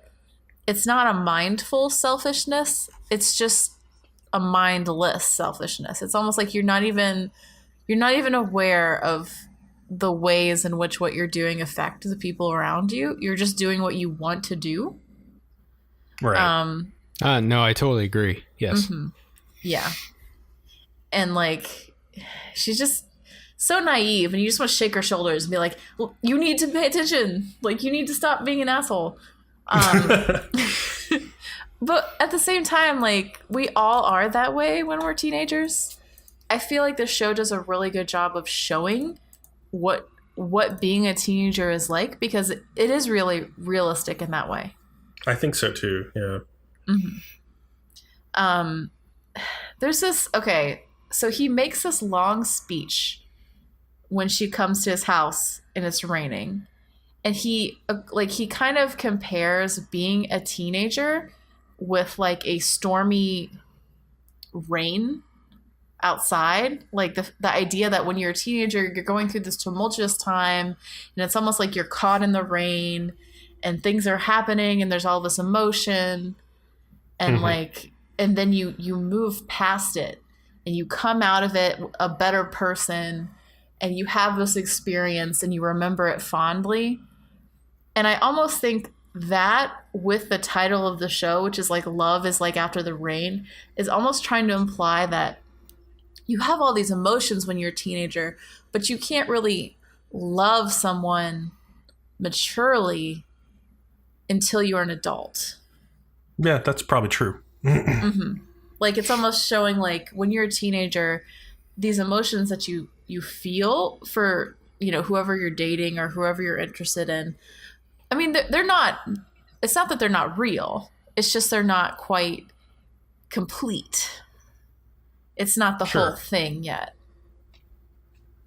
And I like that they pointed that out, because it makes me relieved, because it makes me think like, all right, they're not going to go weird ways with this series because, like, they're implying that she doesn't really love him. She just loves him in this teenage way, right? Mm-hmm. Oh, really? I don't know. I feel like the big thing is it's a weird concept, but everybody seems to now like it because of the way it's progressing. So... Well, the way it's progressing is that, like, she knows nothing about love, and he's... Okay, well, let Kat finish, because, like, he gets he does very interesting things in this scene. Like, he explains why he's going to comfort her in this scene, like, very well. Okay. Yeah, so, like, he talks about when he was a teenager, and he refers to, like, his teenage feelings and his experience as a teenager as like a precious treasure that he feels like he can remember so clearly when he's with her. And like, that's why he likes being with her, is because it makes him remember his teenage life that he hasn't thought of and hasn't remembered in years. And he's referring... This was like... Oh, sorry. Oh, sorry. He's referring to all the feelings that he had with his wife that he divorced because they were dating when they were teenagers. Mm-hmm.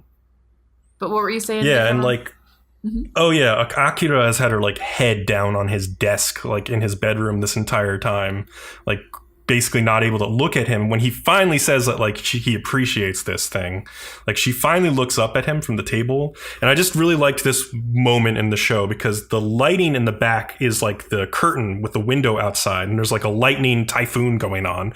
So like there's like a lightning flash and like, but like when she looks up at him, the whole room, the color goes a little bit darker. And so it's not as tense anymore. It's like the whole situation just settles down. Like the colors become relieved and she becomes relieved emotionally at the same time. I thought it was really well done. Just that small moment. It seems like she was slightly aware of what she did without unknowingly to herself. Yeah. Right? For sure. Which is why she was face down at her, what's that table called? Kotatsu? Yeah, the Kotatsu. And then when he finally says something that makes her turn her head and look at him, then she's like, feels better about what she did, maybe a little bit. Yes. Mm-hmm. Yeah, that's what I got from it, really. So. Yeah. But and then she has then he says to her, it would be too frivolous to call this love. And basically what he's saying is like what he feels for her is not love. It's more like sympathy, right? And what she feels for him isn't love. It's more like idolization. Maybe. But then as a 31-year-old man and an 18-year-old is after you, I feel wrong about it. But then at the same time, I'm like, I mean, he's very clear, though. He's dream come true. He says, like, right now, I'll close my umbrella and get wet in your rain. Like, he's not saying, like, right now, I'm going to, like, sounds super love sexual. You. Holy shit. but that's not what it means. He's saying that, like, I'm going to let my defenses. Okay, let's get past the joke. Can we be serious for a second? He's saying I'm going to let my defenses fall. Because this is like a really fucking important moment in the show. I'm going to let my defenses fall. I know that all of this is wrong, but this girl really needs somebody at this moment. And she needs somebody to get wet in her rain, which means to like take on her burdens and relieve them a bit. And he's like the only person in her life who can do this for her. And so that's why he hugs her in that moment. It's not because of any sexual desire. It's because he wants to relieve her pain, basically. And he understands what she's going through.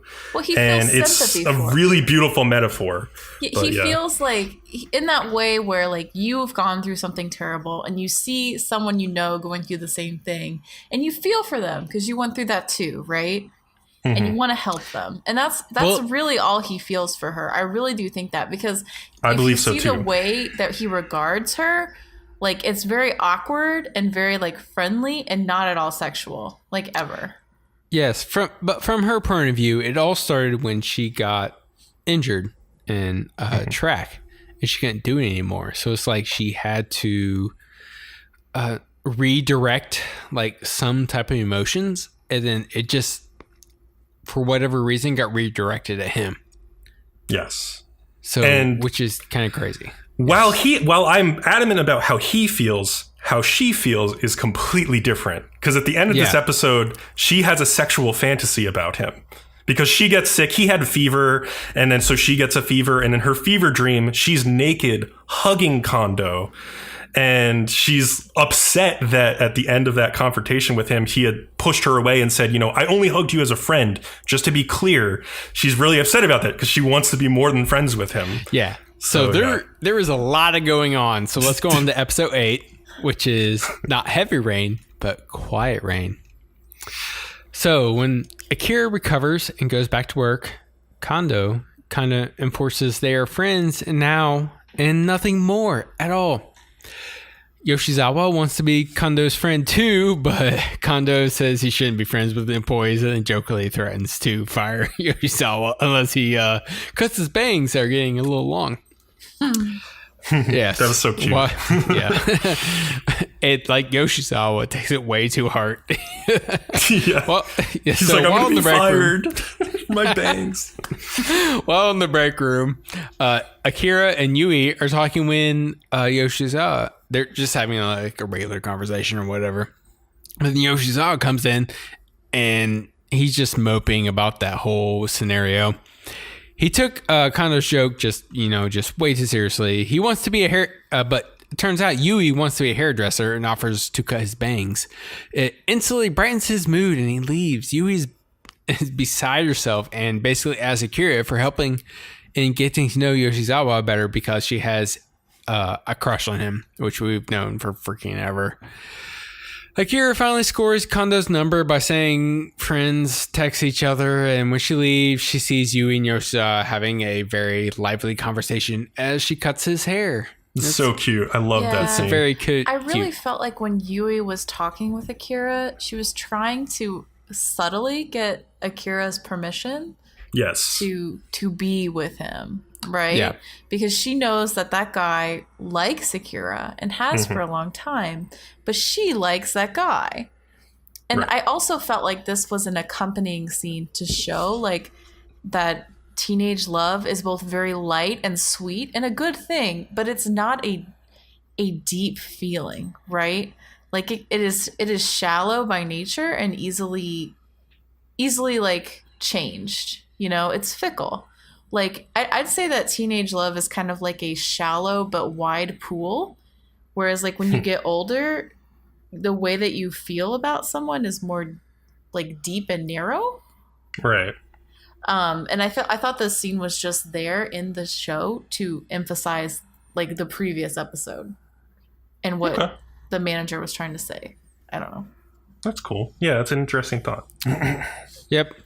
But Haruka, which is Kira's friend from track, is getting a drink from like one of the water fountains when a guy from the soccer team comes to talk to her. She at first seems pissed at him for no reason that we're aware of that I ever found out at all through the whole time. But softens up when she realizes he had to quit soccer team because of his injury, which is ironically much like Akira's. Yeah. They should talk to each other, in my opinion. I would like to see Akira and that soccer guy have a conversation. Yeah. So Akira is working on some of her remedial class homework in the break room and starts talking to Kondo. He finds out she's doing homework on a book that he is currently reading. He then offers He then offers her to help her out and to converse like this for quite a while. He accidentally turns the page where she drew the heart umbrella and him, and he gets flustered. But then he gets called upon in a restaurant and has to excuse the whole moment, so he gets a nice way to escape. But then there's a very short scene at the end when Akira goes to the festival and invites her friend Haruka to go and be with her. And that's basically just what you guys want to add. Yeah, so like I don't think that the manager was currently reading the book. I got the impression that this is a classic Japanese literature piece that he's read like many times because he's into literature. I think he said he had recently reread it. Yeah, just before this. Yeah, in the same way, like someone, like might read a classic literature book here, like a lot. And I think it's really about like a thief who, like, he's very timid but decides to steal things in order not to die from starvation. Mm-hmm. And like he musters up this courage to go and live, even if living means doing things that are sometimes bad. And I think it's the whole point of it is the idea that Masami like is this very timid person by nature, and like he relates to the thief in the book, and Akira also relates the thief in the book to him. And I mean, I think what Akira was trying to say with like her answer to the questions that her teacher was asking her about the book is that she would like Masami to be more bold, but she also kind of fell in love with him because he was timid. So it's kind of interesting. Yeah, for sure. Mm-hmm. I thought the whole Rashomon scene was interesting. When I think of Rashomon, I always think about the Akira Kurosawa movie Rashomon, but what they're talking about is this like Rashomon book by Ryunosuke Akutagawa. So it was really interesting to just like look into that, and like there's a nice parallel there where clearly Akira she's starting to realize that like Masami needs to come out of his shell if they're ever going to get anywhere with this relationship, because if he has no courage to be with her, then it's never going to happen. So I think that's what she's seeing. All right, so it seems we're ready to move on. So let's talk Yuru Camp. Cool. Episode 7. Right. A night on the lakeshore and the campers. So Nadeshiko and Rin continue to set up camp at Lake Shibire from the last episode, and Nadeshiko's like horrified this bull demon is going to rise up out of the lake that night, and so she like prays at an altar that it doesn't do that. There was an interesting part where we see like this phone call between Rin's mom and Rin's grandfather, who is apparently straight out of Kino's Journey or something. He's like this old grizzled motorcycle journeyman, and it's very clear that like Rin takes after him. And like she even tells Nadeshiko that he gave her like her first like hand-me-down camping equipment in her first year of middle school. Well, he's the same guy from the meet with Chiaki. Wait, really? That's him, yeah. I didn't put that together. That makes sense, though. Oh, yeah, it's definitely him. I was like, hey, it's that guy when he offered Chiaki that meat. It's awesome. Oh, that makes sense. Okay, yeah, that makes sense. I thought those were two different guys for some reason, but that makes a lot of sense. Every time you say that, I must have perv on the brain, because every time you say that, I just laugh. The meat for Chiaki. He offered her his meat. Oh my god. Let's move on. The girls enjoy some hot chocolate by the lake, and they take in the beautiful fall foliage. Nadeshiko says hi because there's like one other tent at this camping ground, and in my opinion, she said hi to these two women who have fancy gear, and one of whom is getting like real drunk at the time. And Nadeshiko thinks, they might be a couple. Okay. We'll get into that later, don't worry. Rin is having trouble getting her charcoal to light, so Nadeshiko asks one of the veteran campers to help. That camper gives them some quick light coals, and like they help get her like other like rod coals lit that don't light very easily. And then Rin says, quote, "What a helpful guy." And my mind was completely blown because this character has the most feminine character design possible. I don't understand how you thought he was a boy or he was a girl. Like, are you kidding me? I had no way. You look at him, specifically. You see him speak. You're like, yeah, that's a boy. That's a feminine boy. No. First of all, female voice actor, confirmed. Very feminine facial features. And just like overall dressed like very androgynously. Like, I don't think it was clear at all. You guys just don't watch enough pretty boy anime. That's probably. Your problem. I specifically had to really pay attention to the subtitles because I was super confused myself. I'm like, how are they going to refer to this person as a guy or a girl? I just and look at the only other guy in this show. It's the grandpa, and he's like the most masculine man you've ever seen in your life. True. I'm just saying. I don't know. So it was interesting. After you've watched so many shows with pretty boys in it, you start seeing the cues when it's a trap, when it's just a feminine boy. I guess so. When it's actually a girl. Yeah.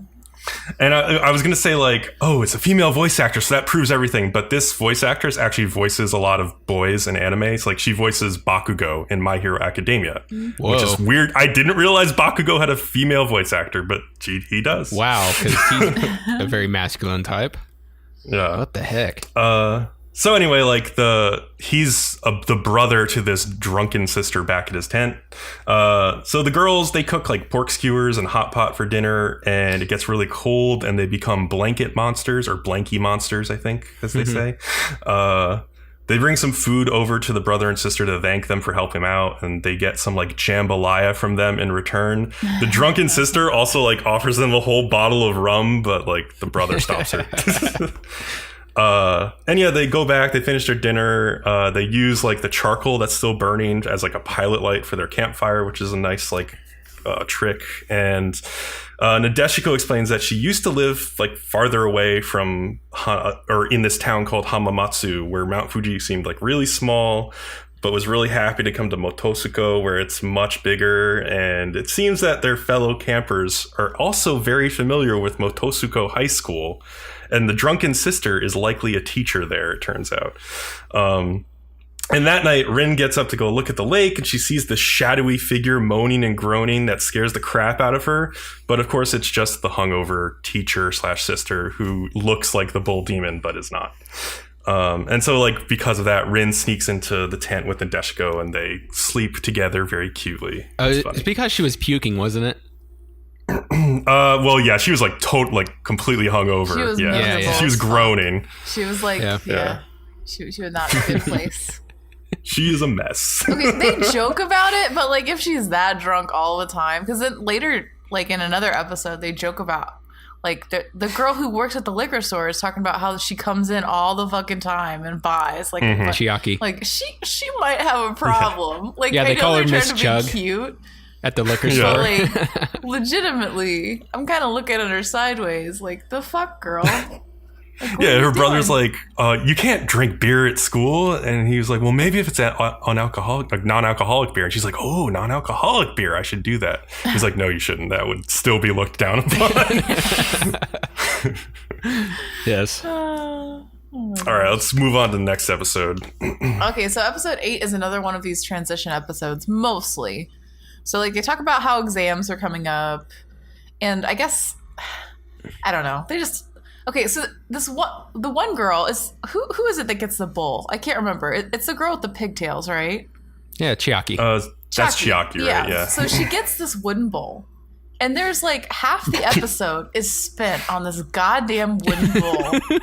Like, first they're like, I want to put, like, soup in this bowl, but I can't put soup in this bowl, so I have to, like, somehow fix it so I can use it for soup, because that's what I want to do. So she like oils it and scrubs it and oils it and does all this bullshit, and she finally finishes it, and you're like, well, thank God, we can move on with the episode. You got your fucking bowl.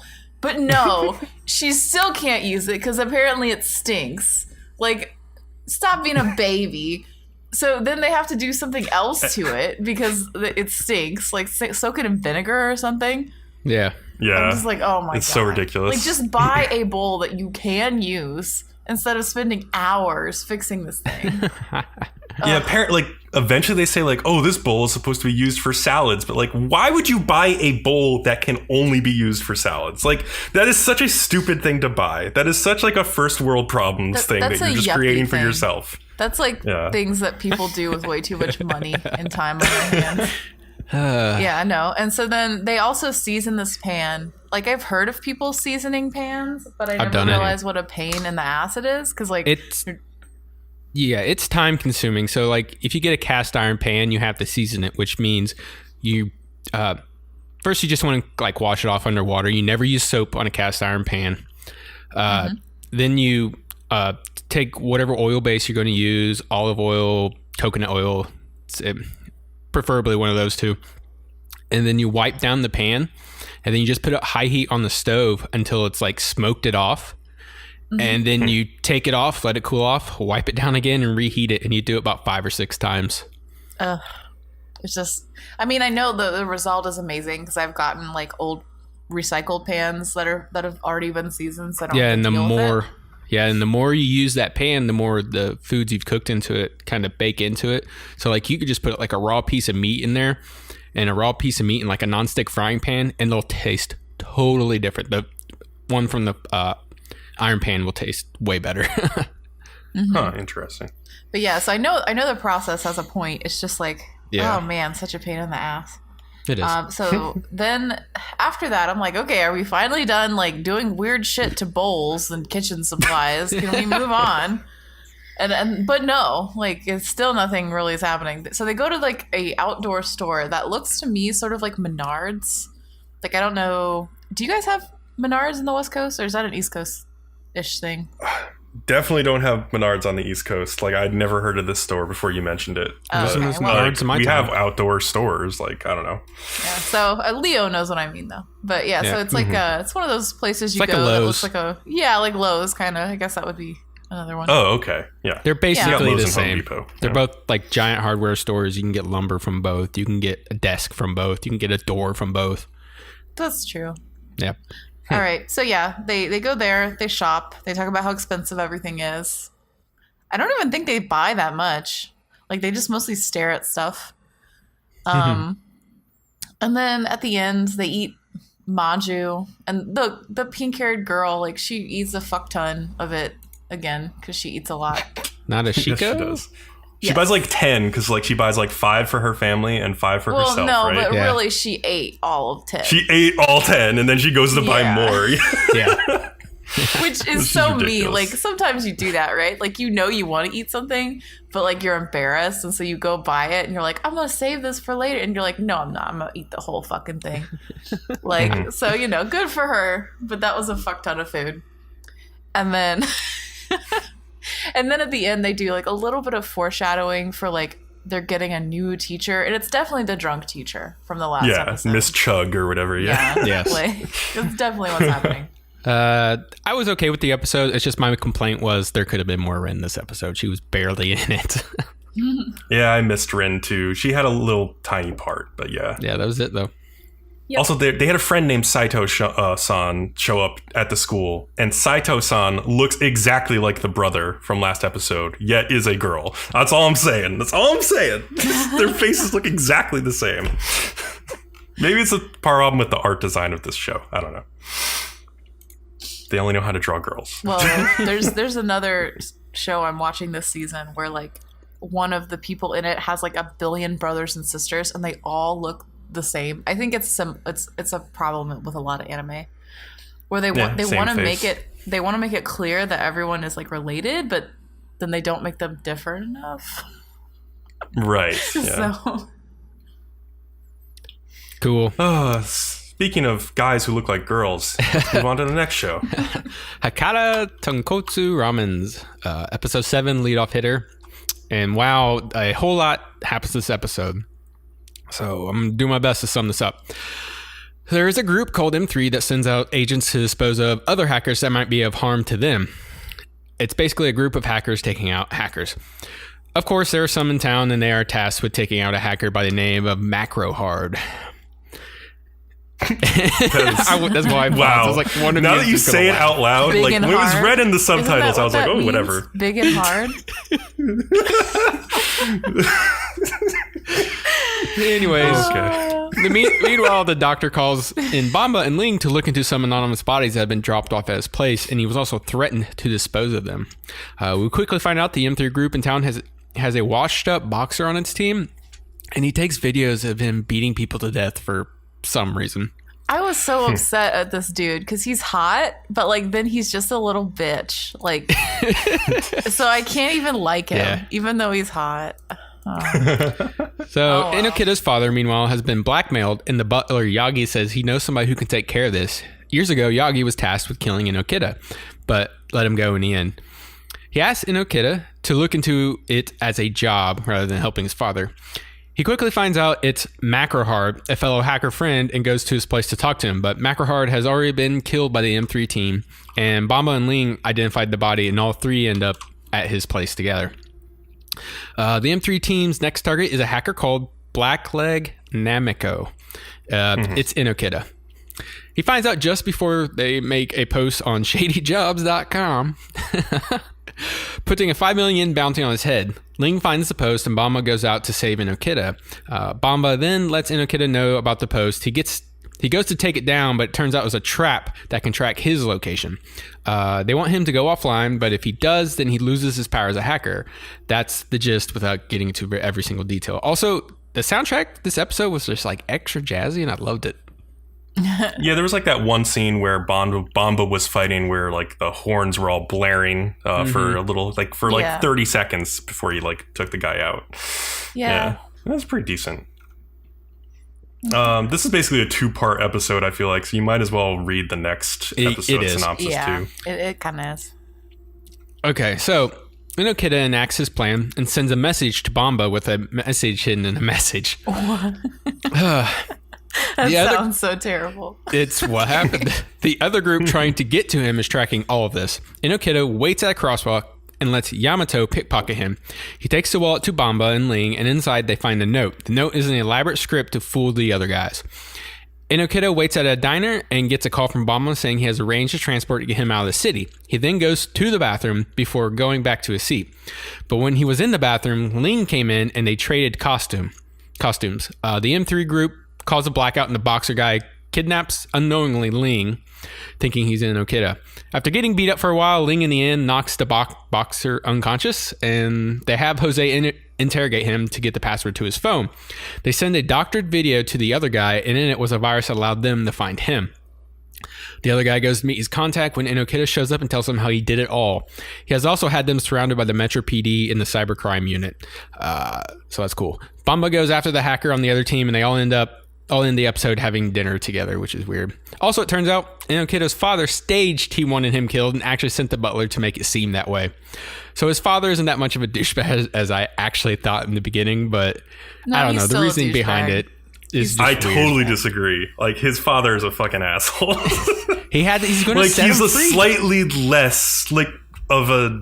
he's just like a conniving asshole. That's all. Like, because like he basically allowed his son to think he had ordered him to be assassinated for like 8 years as a means of, letting him free from his past. But who was responsible for his son's terrible upbringing? He was. Yes. So he's just an asshole being more of an asshole. Thank you, Bcom. True. Thank you. That's exactly how I feel about it too. It's like, no, you can't fucking do that. All right, and now Leo and I have to have a big argument over whether you can cut a computer mouse with your katana that you're not even swinging. It would just bounce like a baseball and a bat. That's how I feel. Like, I think it would just bounce off unless you had like the perfect angle, like most perfect angle imaginable, and like the guy throwing the mouse is like a Major League Baseball pitcher. Like, yeah, well, that's what I'm saying with enough velocity. Work. I mean, there's like, if you ever watch the slow-mo guys, they've fired bullets into like swords and stuff before, and it will split them. So I mean, a mouse is no different. I don't know if a human arm would be strong enough, but I know with enough velocity it could cut clean through pretty much. So I saw a video of like a guy like cutting through a thin sheet of steel with a katana. I saw that one too. Yeah, but like he's swinging that with all of his force as well, whereas Bamba is just like holding the sheathed katana like in front of him, like he brings it up to in front of him quickly. I don't know, whatever. It's an anime. I'm not going to complain too long. The one thing I will complain about though is that like one, I'm glad that we're getting backstory on another character, Inokita, because it fleshes out the cast a little bit. But on the other hand, I just don't really care about any of the characters right now in this show. Like, really? I found myself watching it being like, I don't really care. Like, I guess what's drawing me to this show more than anything is just the cool plot twists, like the good setup and writing in each episode. But I don't care about any of the characters individually or like what happens to them. I don't know if you guys feel the same way. No, I'm totally into it. And anyways, next 2 episodes are Lynn's backstory. So have fun with that. I was gonna say like this. Great. We're both in love with the show. So like when you come into the middle of us and you're like, oh, I don't really know. I don't like this show. Like, that's a little dangerous, Bcom. That's all I'm saying. Well, no, it's fine. Like, I'm just like, I'm not interested in like the backstory of like Bamba right now or anybody. But you don't like, want to find out about Bamba and his ex? I guess I do want to find out about Bamba, but like I don't know anything about Bamba right now, so I don't care about Bamba right now. That's why, I guess. I also felt like we already got Ling's backstory, so I'm a little surprised to find out that there's more Ling backstory. Okay. Well, of course there's more. Did you really think that was the end? Like, that was so not the end.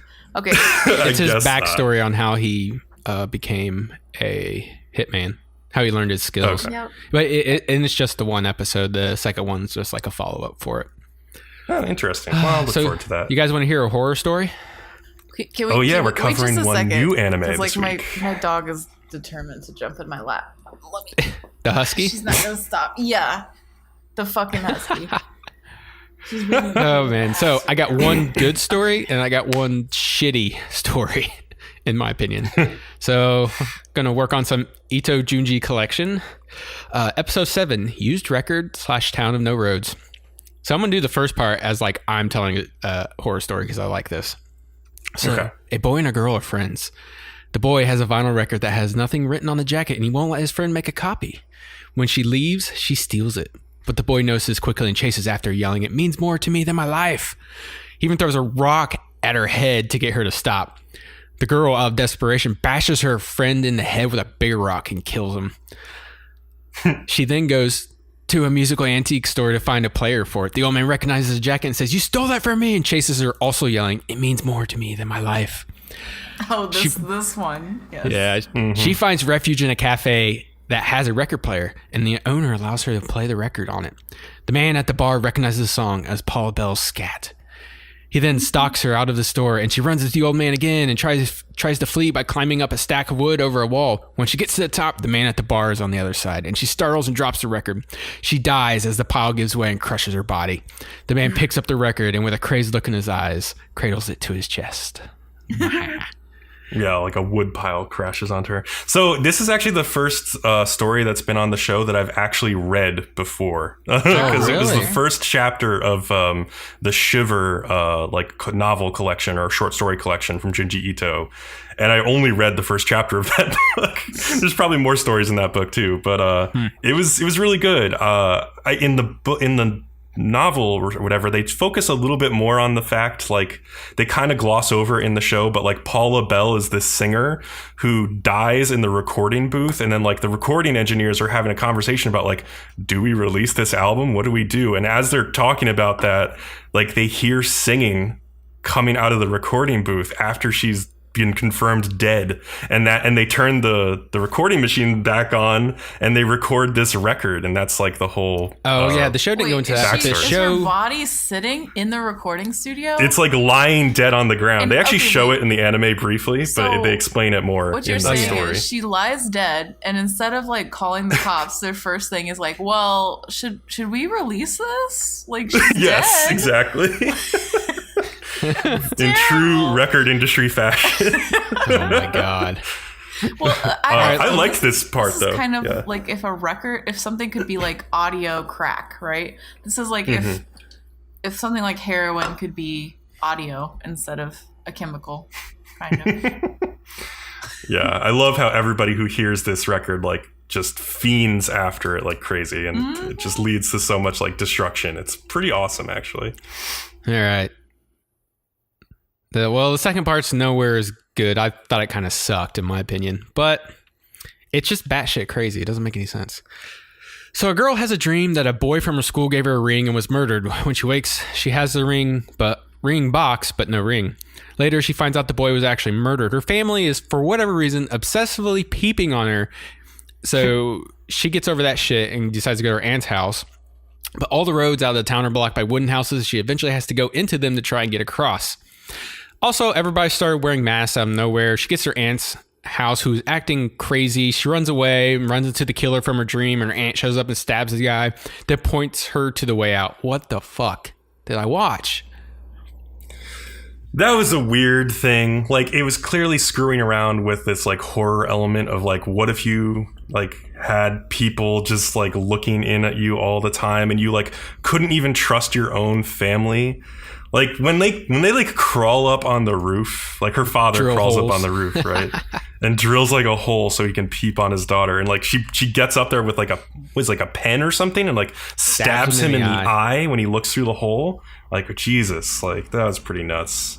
It was hilarious though. Like, okay, so they come to the breakfast table the next day, and the dad has like a bandage over his eye, and didn't she like also stab the brother like in his hand? Or she broke his like finger when it was like and he's got through. like a bandage like all over his hand, and then she's like trying to address it, like, guys, like, I'm sorry I did that, but you gotta stop. And they're like, we don't know what you mean.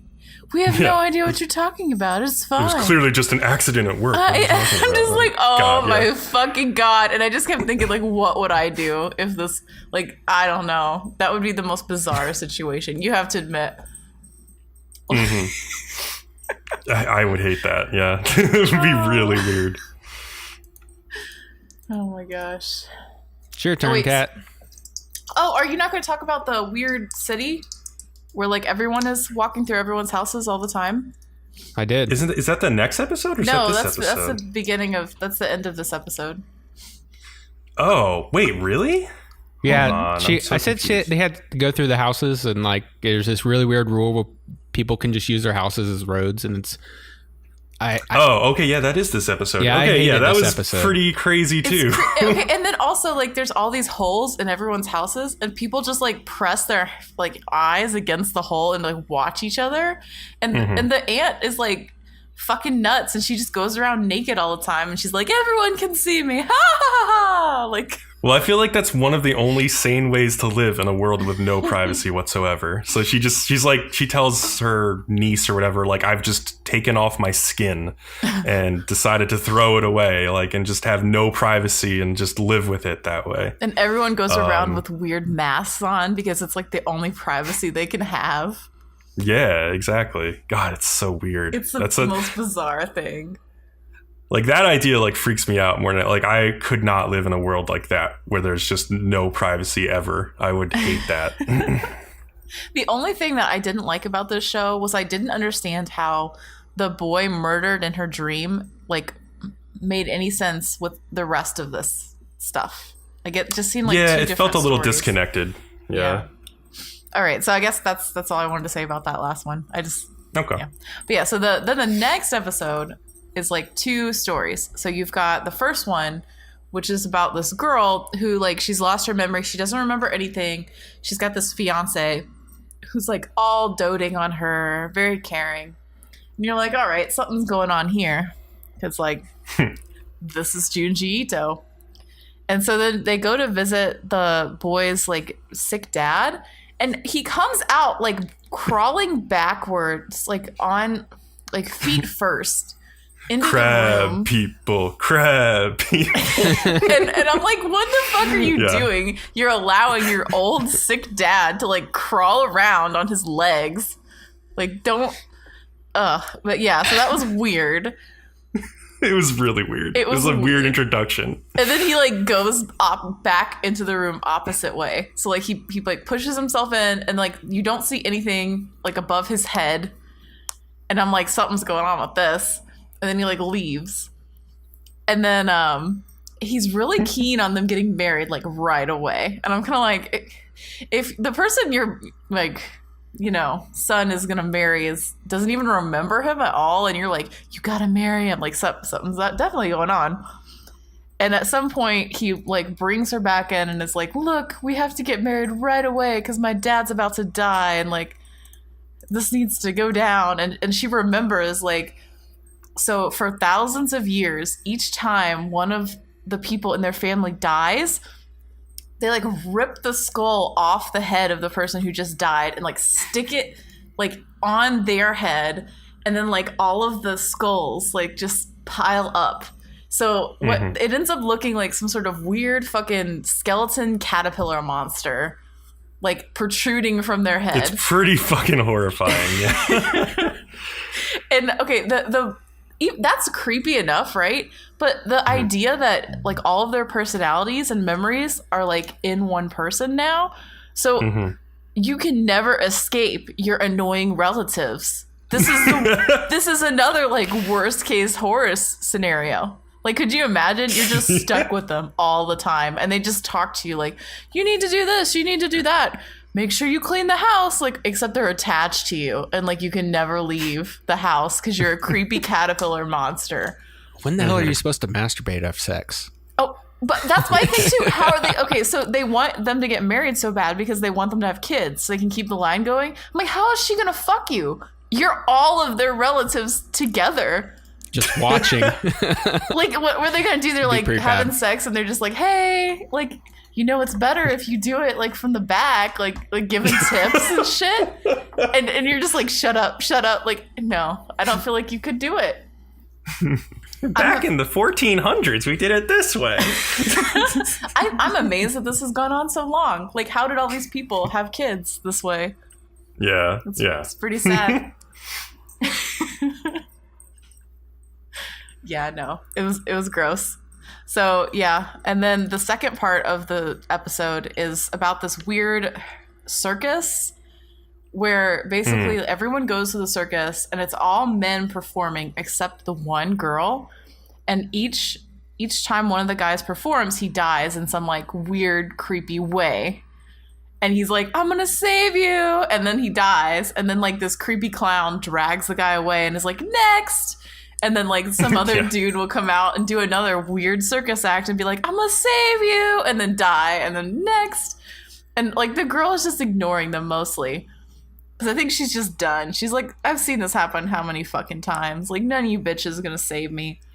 And then yeah, she's pretty traumatized. She's just like, please stop trying to save me. I'm not that hot, please. She's really not that hot. She must have like magic powers. But and then there's this one guy who comes up and she actually gives a fuck about him. And she's like, no, don't you see like what's happening? Don't be a fucking idiot. You have a brain. And he's like, no, I don't have a brain. I only have a boner for you. And like, this trapeze, that's all I have. And so he does it and like dies, and she cries a little bit. And I'm like, if he was that stupid, you probably shouldn't cry about him anyway. Like, and then she like yells out to the audience, right? Because she's like, please stop. Like, this guy is like literally the devil, like the circus master. And they all act as if they're not seeing all of these people dying. Like, they all act like this hasn't happened at all. And at the end, like it's part of the act or something. Yeah. And at the end, the circus master is like, oh, all of the people in our circus are dead except the girl. Why don't you come join the circus? And if you're successful, like, you can marry her. And like all of the dudes in the audience like stand up and they're like, yes, I will save her with boner power. Like, it's such a weird thing. I don't know. I think my favorite part is the knife dude.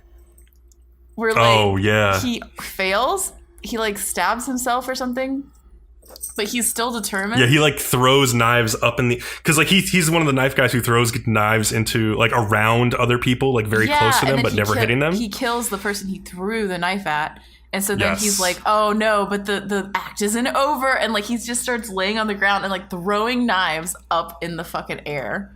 Yes, and I'm like, all right, like I'm sure this will end well. Like, knife to the chest. Goodbye. Yeah. I don't know. Don't go to the circus if your circus master is the devil. That's all I say. Sure. Very, very bad true. idea. All right. Is anything else on Junji Ito? No, you have to admit this is better than you thought it was, because I think you came into this like dreading watching it because you're not a horror person. Yeah, no, I liked these two episodes. Well, I liked like parts of these two episodes. Like parts, like this whole series has been like hit and miss for me. Like every episode, it seems like there's one good story and one like, that's okay kind of story. So I don't know. I guess it's fairly balanced. I just wish every episode was like a great story all the way through. Yeah, that's a valid criticism. It's not like the best thing ever. It's just pretty good for a horror anime, because you don't get very many that are like watchable. And I think it's mostly because the source material is so damn good. Like Junji Ito's like novels and manga are amazing, whereas like The animation of this show is not that great. It's good enough, like, to get the point across, but I don't think it's doing the source material any, like, real favors or, like, adapting it in, like, a super interesting way.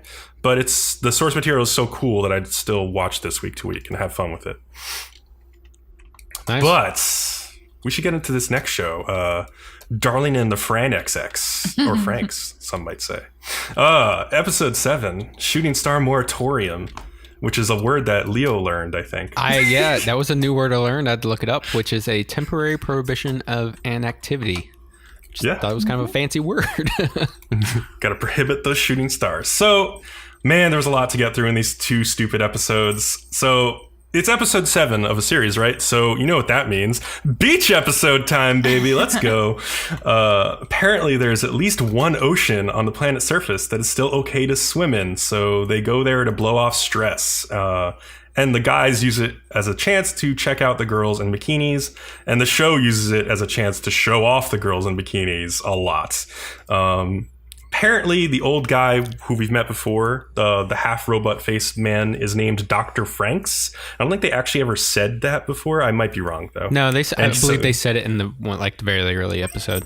The very early episode. Yeah, so, he invented somehow. the FranXX, though. I don't know if we knew that before now. So, and it was his idea to send the kids all to the beach by themselves, I think, as a way to make them pervier.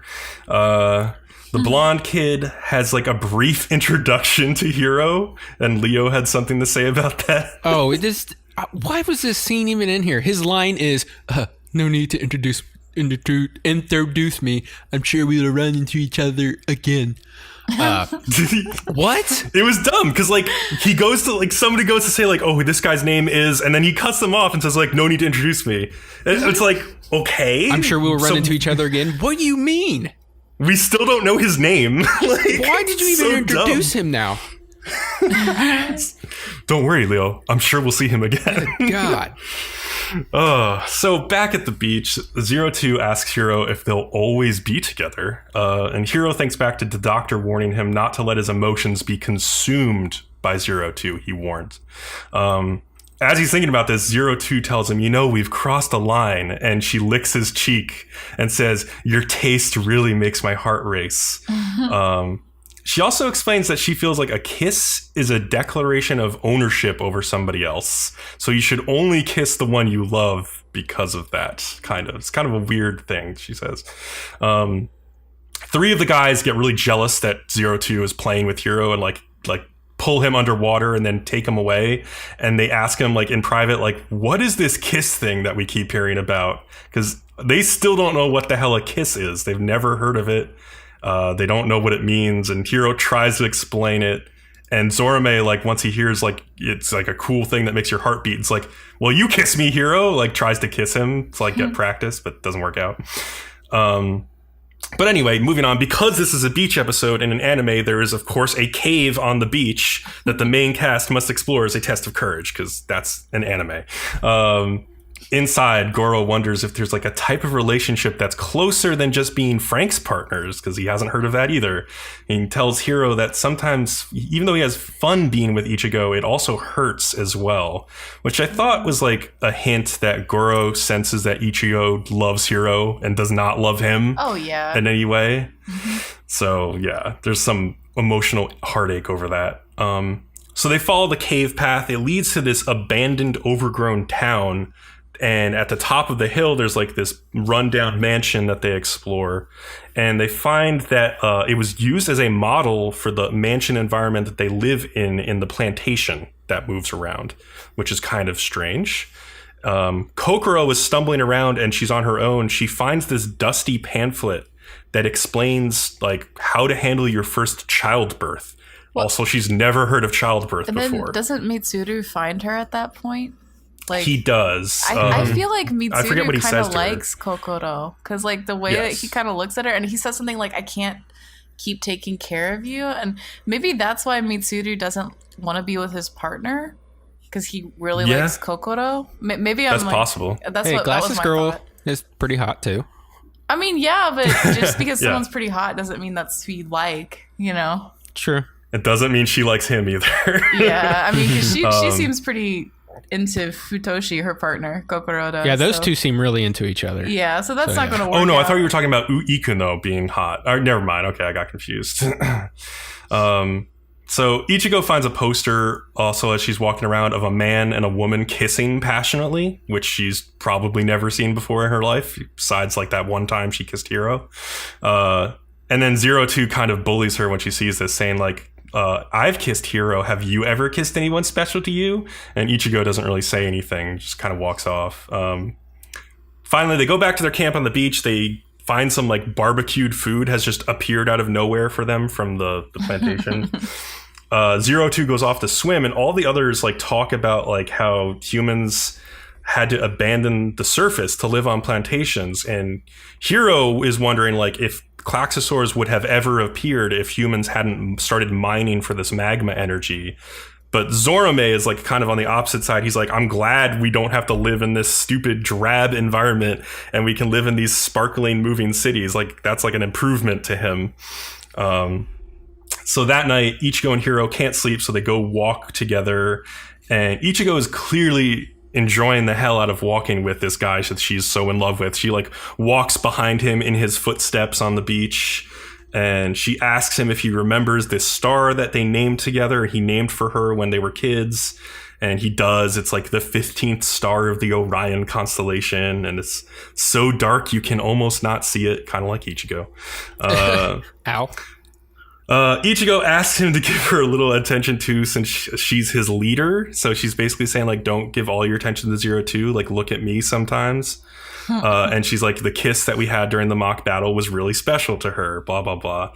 And as she's saying this, Hiro just interrupts her and he's like, oh, look, shooting stars, which is just like terrible timing, but also, you know, whatever. Well, he's like, I don't want to have this conversation with you. So... Yeah, this is really awkward because I like Dinosaur Girl. Yep. So Ichigo makes a wish on a shooting star that the spark between Hiro and her will never fade, basically.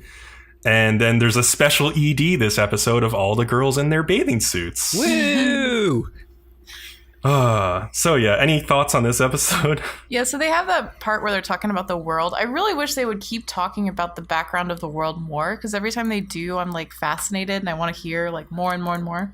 They probably are, and they're probably hiding a secret. And like that alone gives me more Gurren Lagann vibes, because that one, through the whole 24 episodes, you don't really learn about everything until the very end. It's just, they just give you a little bit, just to nibble on, just to keep you coming back.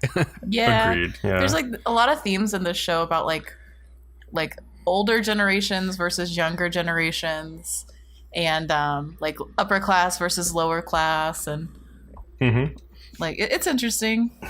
And boys versus girls. And boys versus girls. Yes. As we're going to get into. And I did not like this episode, but we'll get into it. I was fine with it. Before you start, I just want to say, if they're just now starting puberty, aren't they like 10 or 12 years old? Yeah, they're pretty young. Yeah, I don't know how young they are, but yeah, that's a good point. Maybe their puberty is a little bit later because they haven't been introduced to any sexual concepts supposedly before now. We'll go with that. We'll go with that. I don't know, but yeah, it's a little weird. Also, I have another theory on that. So episode 8 is called Boys X, or Cross Girls. So this episode opens to the kids fighting some Klaxosaurs set to some rap rock music that should be back in the early 2000s, in my opinion, but whatever. In an incredibly fucking stupid sequence, the Klaxosaurs cover each of the FranXX in blue acidic goo that chews through the FranXX armor and drips onto the backs of each of the girls who are in their doggy style positions. And then the girls' suits start melting away from this acidic ooze. And the guys aren't worried about the girls' safety at all. Like, apparently the guys are aware that this ooze will only chew through their clothes but not hurt them in their skin or anything, even though it chewed through the armor of the FranXX. Bcom, let's be honest. They suddenly started thinking with their other head. They didn't know what to do. They definitely start doing that. The whole point of this scene is that the girls start getting more and more naked, and the guys are like, whoa. And They're like, Hiro what is lets happening it slip, in my pants? Never felt this before. Hiro lets it slip that like this is really bad. 02, I can see, and like then all the girls realize what's going on. They all like try to cover themselves, but because they're inside the FranXX, like the FranXXs just like covered their arms. Like the girls can't cover themselves up, obviously. So obviously the girls are really pissed about this. Hiro tries to diffuse the whole situation by telling them that, 02 told me parasites are better off being a little pervy. And then the girls decide in a fan service shower scene, by the way, where they're being ogled again by the show's camera, that they don't like being ogled and they're going to end their communal living setup with the boys to teach them a lesson. And so we get this very throwback episode of the girls like literally dividing the mansion in half with tape and telling the boys they have to stay on their side. And then like Dr. FranXX, who's surveilling this whole thing, is like, puberty. Because apparently they're all just hitting puberty, and they're all hitting puberty all at once, which is kind of unprecedented for the parasites.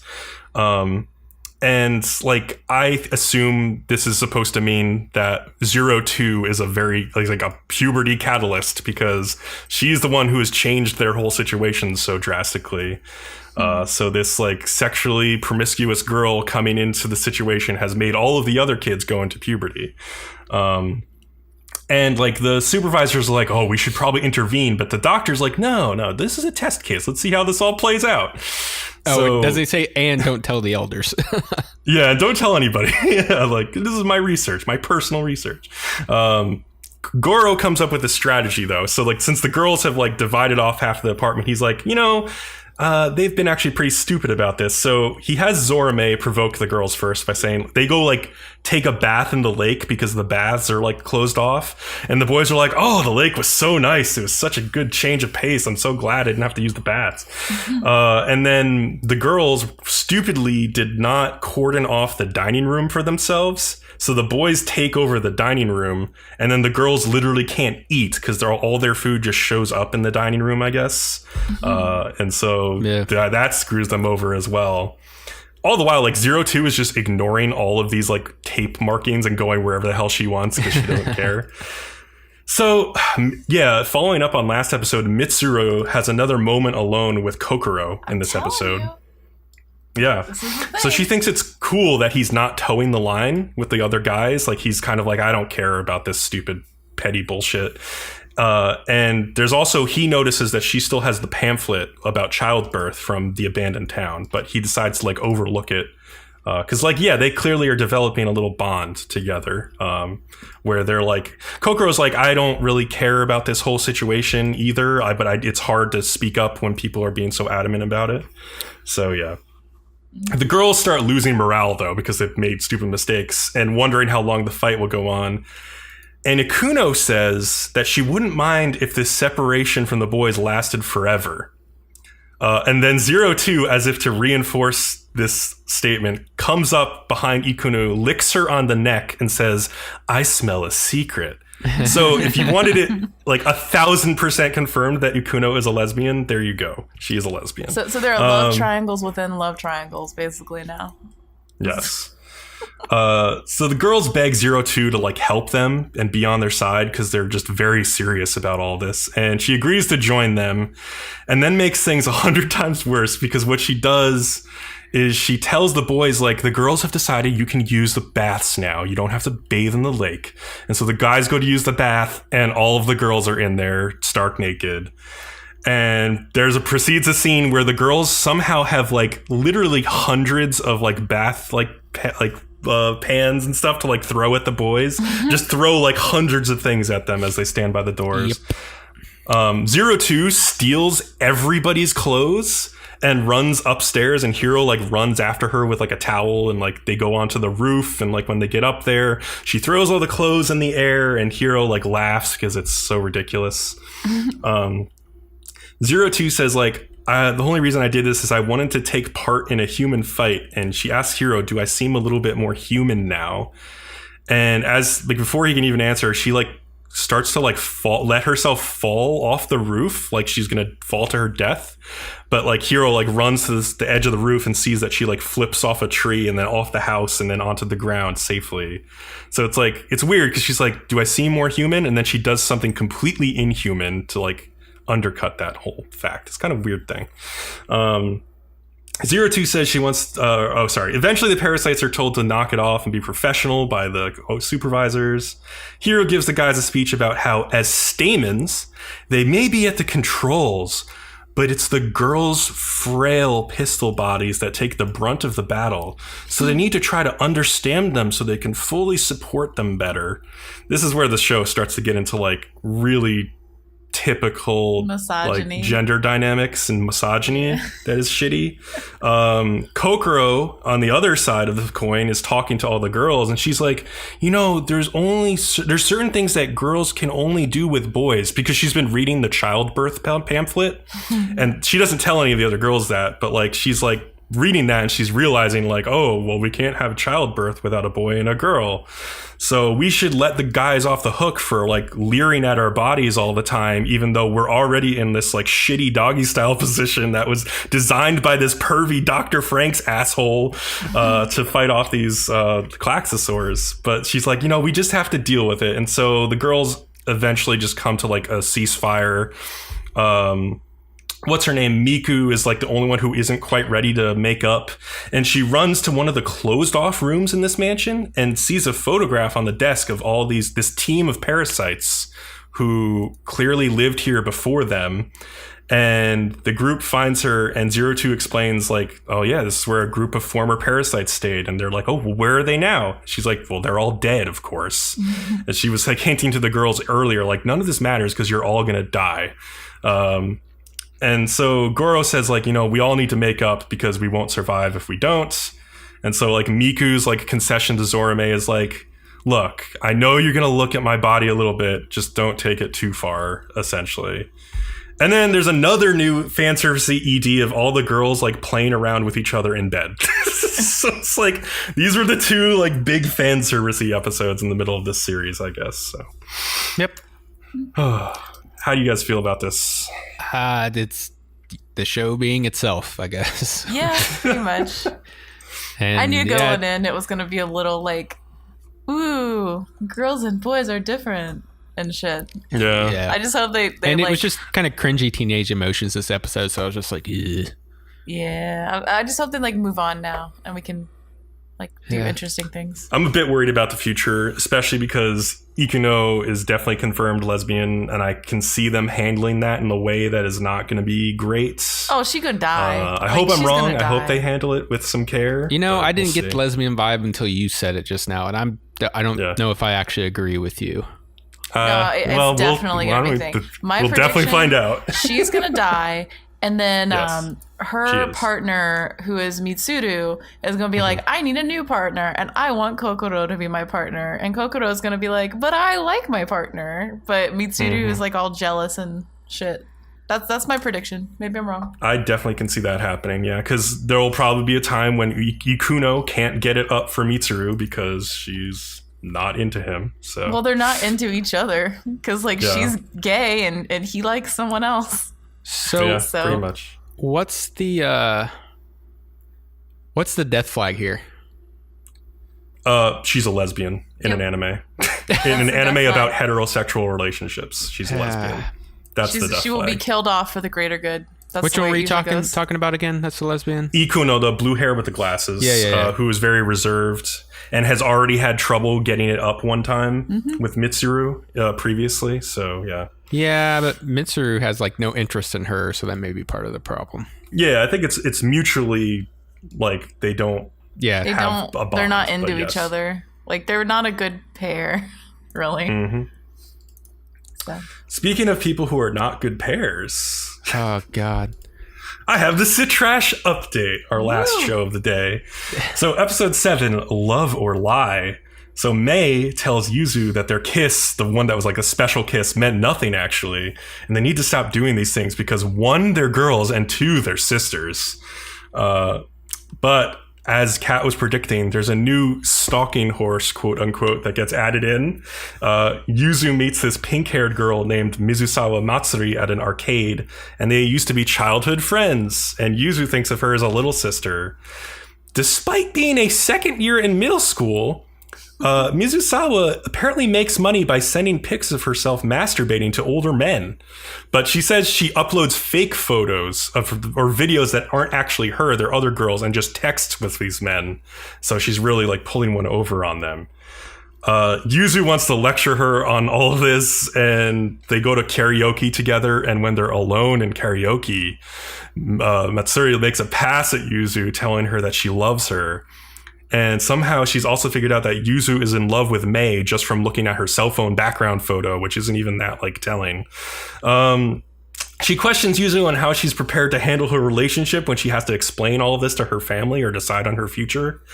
And then like she's about to kiss Yuzu, but Mei interrupts with a phone call because she doesn't know how to grocery shop for their family, and like asks Yuzu for help.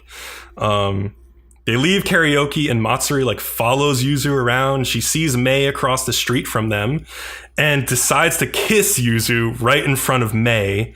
And Yuzu is unaware that Mei saw this kiss, but obviously Mei is a little pissed off and jealous. And so when Mei gets back home with Yuzu, Mei comes up behind her, and though she had said in the beginning of the episode, we need to stop this stuff, like she starts like grabbing her, like grabbing her boobs and all this stuff. She's like, yeah, no, we have to keep doing this. And she's like, this is normal between sisters, right? Just this much. I don't know. So Matsuri comes to school the next day and clearly is trying to mark her turf with Yuzu. And so now there's like a little war going on between little sister and little childhood friend sister. And that continues in episode 8, which is called War of Love. The titles are so bullshit for this. It's so funny. Mei tags along on the date that Matsuri demanded Yuzu go on with her to a mall in Odaiba. And Mei and Matsuri are shopping. Matsuri tells her that, like, unlike Mei, she'll have sex with her if she wants to. And, like, sexless love between women might as well just be friendship, after all, because women can't just be, friends, and love each other. Like, no, they have to have sex. She says this also openly in public, and, like, a couple nearby are, like, gasping, oh. Yuzu can't help but reject her advances, and Matsuri runs off, making Yuzu chase her around this mall. And Yuzu comes to like this arcade, and she's playing this whack-a-mole game, and these two boys come up behind her because she's kind of on a raised platform, and they just try to like look up her skirt, but she catches them doing this, and she's like, I'm going to use you for something, so come with me. Matsuri gets Mei on her own in the parking lot and calls her a slut for essentially turning Yuzu bisexual when she only used to like boys, like a quote normal girl. And Mei gets pissed off at this, obviously. And because Mei is pissed off and she only has one weapon when she's pissed off, she kisses Matsuri on the mouth. And apparently this was to take back the kiss that Matsuri took from Yuzu. So Matsuri had anticipated that Mei would hit her when she got pissed off, not kiss her. So she had those two little boys take a picture of it. And so, of course, she has a picture now of Mei kissing her that she can use on Yuzu in the future. Matsuri leaves, and Mei and Yuzu find each other again. They get stranded because it starts to snow and all the trains are delayed and the buses have stopped running. And there's like a nice scene, I guess, where Mei tells Yuzu that her warm hands feel nice in winter, especially to like a twisted person like herself. And Yuzu's like, well, if you're twisted, then I'm pretty goddamn twisted too, because I'm crazy and I always want to touch you. And the rest of the episode is all like Yuzu is planning a family Christmas party because Mei has never experienced a Christmas party in her crappy life. But just at the end, Matsuri like finds Mei at school before she's going home for Christmas break. And obviously she's going to like ruin everything with this picture and probably blackmail Mei. And maybe the stupidest revelation of this whole episode was that Mei doesn't own a smartphone for some reason. But yeah, anyway. Also, by the way, Matsuri is voiced by Shiori Izawa, who also voiced Noriko in Scum's Wish, who's like the younger girl. And she's doing that like same like super annoying but like kind of cutesy bitchy voice. And it's really, really good for making you hate a character instantly. And funnily enough, she also voiced Nanachi from Made in Abyss. So she's a pretty interesting voice actress. But yeah, that's what's going on with CiTRASH. It continues to be as ridiculous as ever. I will say Yuzu's like ability to broadcast blatant denial about everything is ridiculous. Yes, she's so in denial. Yeah, throughout these 2 episodes, like the new stalking horse girl, the pink-haired girl, is just like assaulting her, like in various locations. And Yuzu's just like, oh, she's just playing around. She's not serious. Like, yeah, she's just being my childhood friend. You know, childhood friends do this. Yeah. Like, what? And I'm just like, come on. Like, even you are not this stupid. Like, come on. You can get it. I also like that on Reddit, somebody is keeping a chart for every episode of like each instance of like sexual assaults. It's just like every episode has at least one. Because they have to keep the guys interested, right? Like if they win an episode without a sexual assault, like people would be bored. Look, I can watch a show about lesbians that isn't about sexual assault every episode. Give me some credit as a guy. Anyway, anything else before Leo takes us out? I'm good.